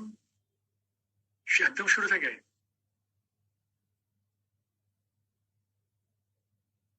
যিনি প্রথম থেকে দেখতে চাইলেন উনি কি আছেন এখন? টাকায়াসুসটা দেখালি। পেশেন্টস? ও পেশেন্টস ডিজিজ, আচ্ছা আচ্ছা। সরি স্যার, টাকায়াসুস দেখতে যাচ্ছি। টাকায়াসুস দেখতে যাচ্ছেন? হ্যাঁ দেখেন টাকায়াসুস, এটা টাকায়াসুস স্লাইডস। কোনটা? সাবক্লেভিয়ান স্টিল সিনড্রোম, এটা হচ্ছে কোথায় কোথায় অসকালটেট করবেন। আমি কিন্তু অনেকেই কিন্তু জানে না যে কোথায় অসকালটেট করতে হয়। সাবক্লেভিয়ান ব্রুয়ের জন্য কোথায় অসকালটেট করবেন, আপনার রেনাল ব্রুয়ের জন্য কোথায় অসকালটেট করবেন? হ্যাঁ রিজনের ক্ষেত্রে কোনটা? বুই অসকালটেশন করার রিজনের বুঝেন, আপনার কোশ্চেনটা বুঝতে পারছি না স্যার। ওই যে বুই অসকালটেশনের রিজনটা স্যার পিকচারটা একটু দেখান। পিকচারটা কোনটা? এটা এটা স্যার, এটা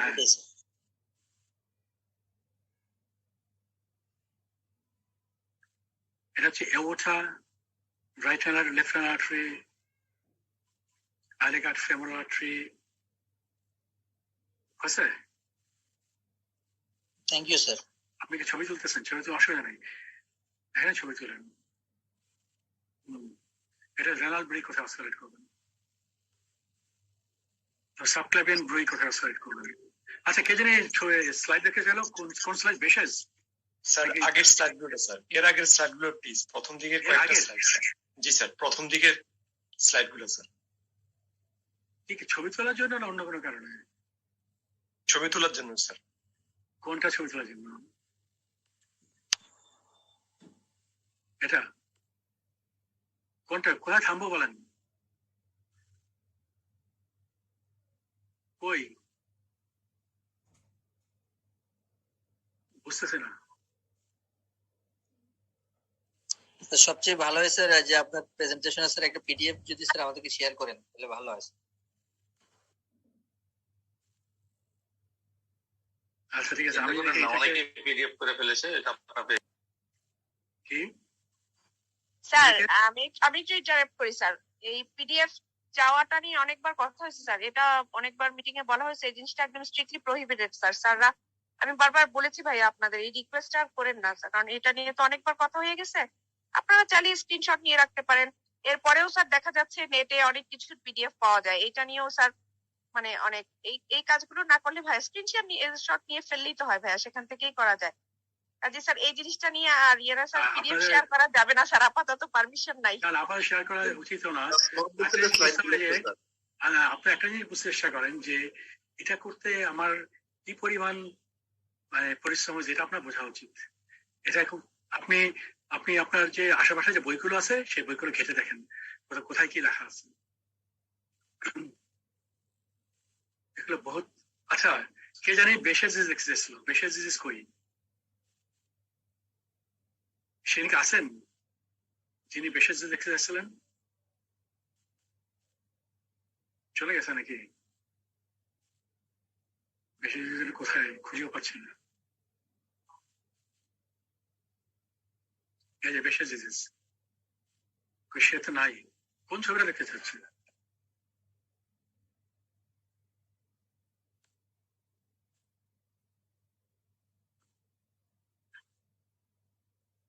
এনিওয়ে সব দেখানো হয়ে গেছে।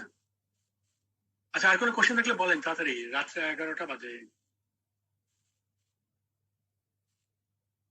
তাকে স্লাইডটা sir please.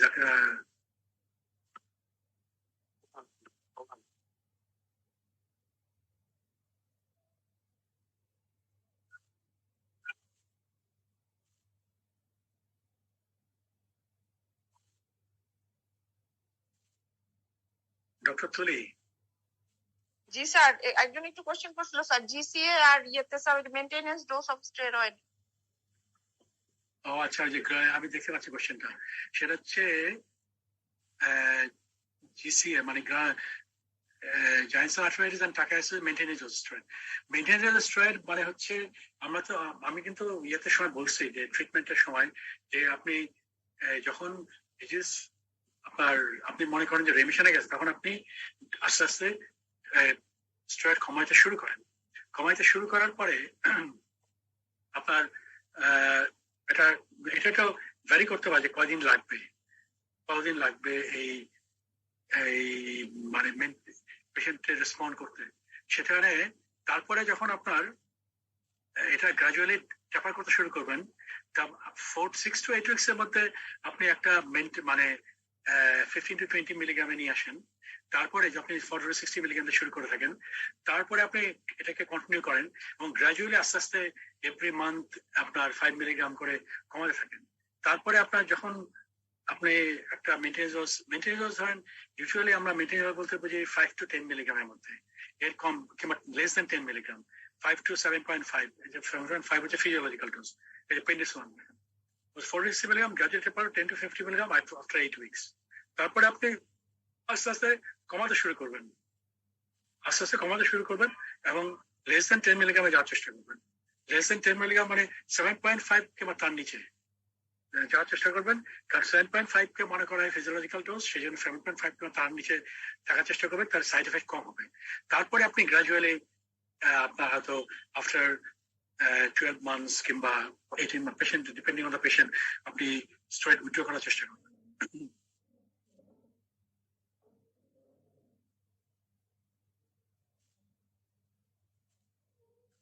For vasculitis, which book should follow, sir?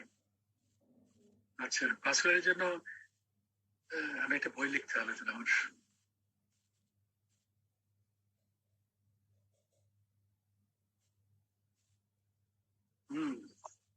আর কোনো কোশ্চেন আছে? আপাতত তো নাই স্যার। ঠিক আছে, তাহলে কি আমরা আপাতত খোদা হাফেজ করবো নাকি না? বোধহয় স্যার থাকলে তো অনেকক্ষণ তো ডিসকাশন হলো, থাকলে বোধহয় কেউ হ্যান্ড রেজ করতো বা আপনার স্লাইডগুলো দিয়ে একটা মানে বই বের করলে স্যার ভালো হতো স্যার, লাস্ট একটা। আচ্ছা, আমি দেখি, আমি জানি না, চেষ্টা করব, কিন্তু কথা দিচ্ছি না। স্যার এটা রিকোয়েস্ট। হ্যাঁ হ্যাঁ, ঠিক আছে, আমি চেষ্টা করব, আমি কথা দিচ্ছি না কিন্তু চেষ্টা করব। বইগুলো আপনারা পাবেন কিভাবে? তাহলে সবাই আমাকে, আচ্ছা আমি দেখি বই করতে পারি কিনা।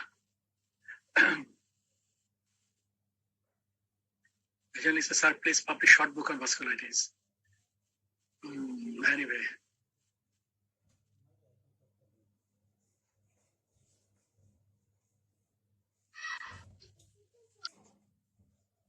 আর কোনো কথা না থাকলে আমি স্ক্রিন শেয়ারিং স্টপ করি। মনে হয় স্যার হ্যাঁ জি স্যার, কথা বোধহয় শেষ স্যার, এখন থাকলে দিয়ে করবে। সবার তো বোধহয় স্যার মেজর কোয়েশ্চেন সব শেষ। আপনি স্যার কিছু ডিসকাশন যদি করতে চান, নাহলে মনে হয় স্যার ক্লাস শেষ করে দিতে পারেন, কারণ কোয়েশ্চেন তো বোধহয় সবাই স্যার যা করার করে ফেলছে। হ্যাঁ, আমার অনেক কোয়েশ্চেন যা করার করে ফেলছে, আর কিছু নাই, আমার আর কিছু বলার নাই। আমি তো বলেছি যা বলার। আপনার যদি কোনো কিছু বুঝতে সমস্যা হয় সেটা বললে, যদি কারো কি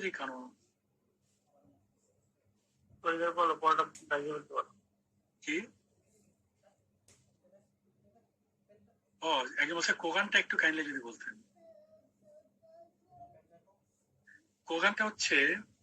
কোগান সিনড্রোম হচ্ছে ভেস্টিবুলো অডিটরি ডিসফাংশন প্লাস হচ্ছে ইন্টারস্টিশিয়াল ক্যারাটাইটিস, তার মানে ইনার ইয়ার এবং আই ইনভলভমেন্ট হয়। এটা হচ্ছে কোগান সিনড্রোম। কোগান সিনড্রোম একটা ভেরিয়েবল ভেসেল ভাস্কুলারিটি, যদিও it involves mostly small vessels. আর কিছু তো এটুকু জানলেই চলবে, আসলে হিয়ারিং লস এবং ভিজুয়াল ডিস্টারবেন্স দিয়ে পেশেন্ট প্রেজেন্ট করতে পারে, এবং হিয়ারিং লস এবং আই ইনভলভমেন্ট।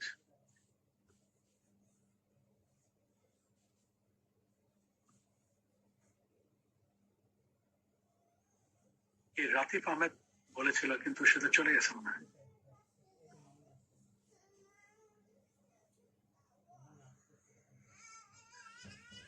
আর কারো কোনো কোয়েশ্চেন আছে? কোয়েশ্চেন নেই, আমরা তুলি। আপনি একটা কনক্লুডিং রিমার্ক শেষ করে দেন স্যার। আপনি কনক্লুড করে দেন স্যার। Thank you sir. আমি অনেক কিছু শিখতেছি। আমাদের সব ভাস্কুলাইটিস তো সবসময় খুব ক্রিটিক্যাল সাবজেক্ট স্যার। হোপফুলি স্টুডেন্টরা অনেক উপকৃত হয়েছে। এই এফসিপিএস পরীক্ষার আগে ভাস্কুলাইটিস পড়তে গিয়ে মাথা খারাপ হয়ে যায়। আমাদেরও তো বুঝতে এখনো কনফিউশন হয়, এটা সবসময়ের জন্যই জটিল সাবজেক্ট। Thank you sir. আমি তো নিজেই অনেক উপকৃত হয়েছি, অনেক নতুন কিছু শিখলাম। Thank you sir. আমিও শিখতেছি, তো সবাই শিখতেছে। I am also learning. Okay sir, thank you sir. Okay, thank you very much, Shoike, for your for enduring the pain of this long class. So, Shoike, thank you very much. Hopefully, inshallah, আবার দেখা হবে অনেক সময়। So, best of luck. সবাই ভালো থাকেন, এবং আবার ইনশাল্লাহ আবার আপনাদের সঙ্গে দেখা হবে।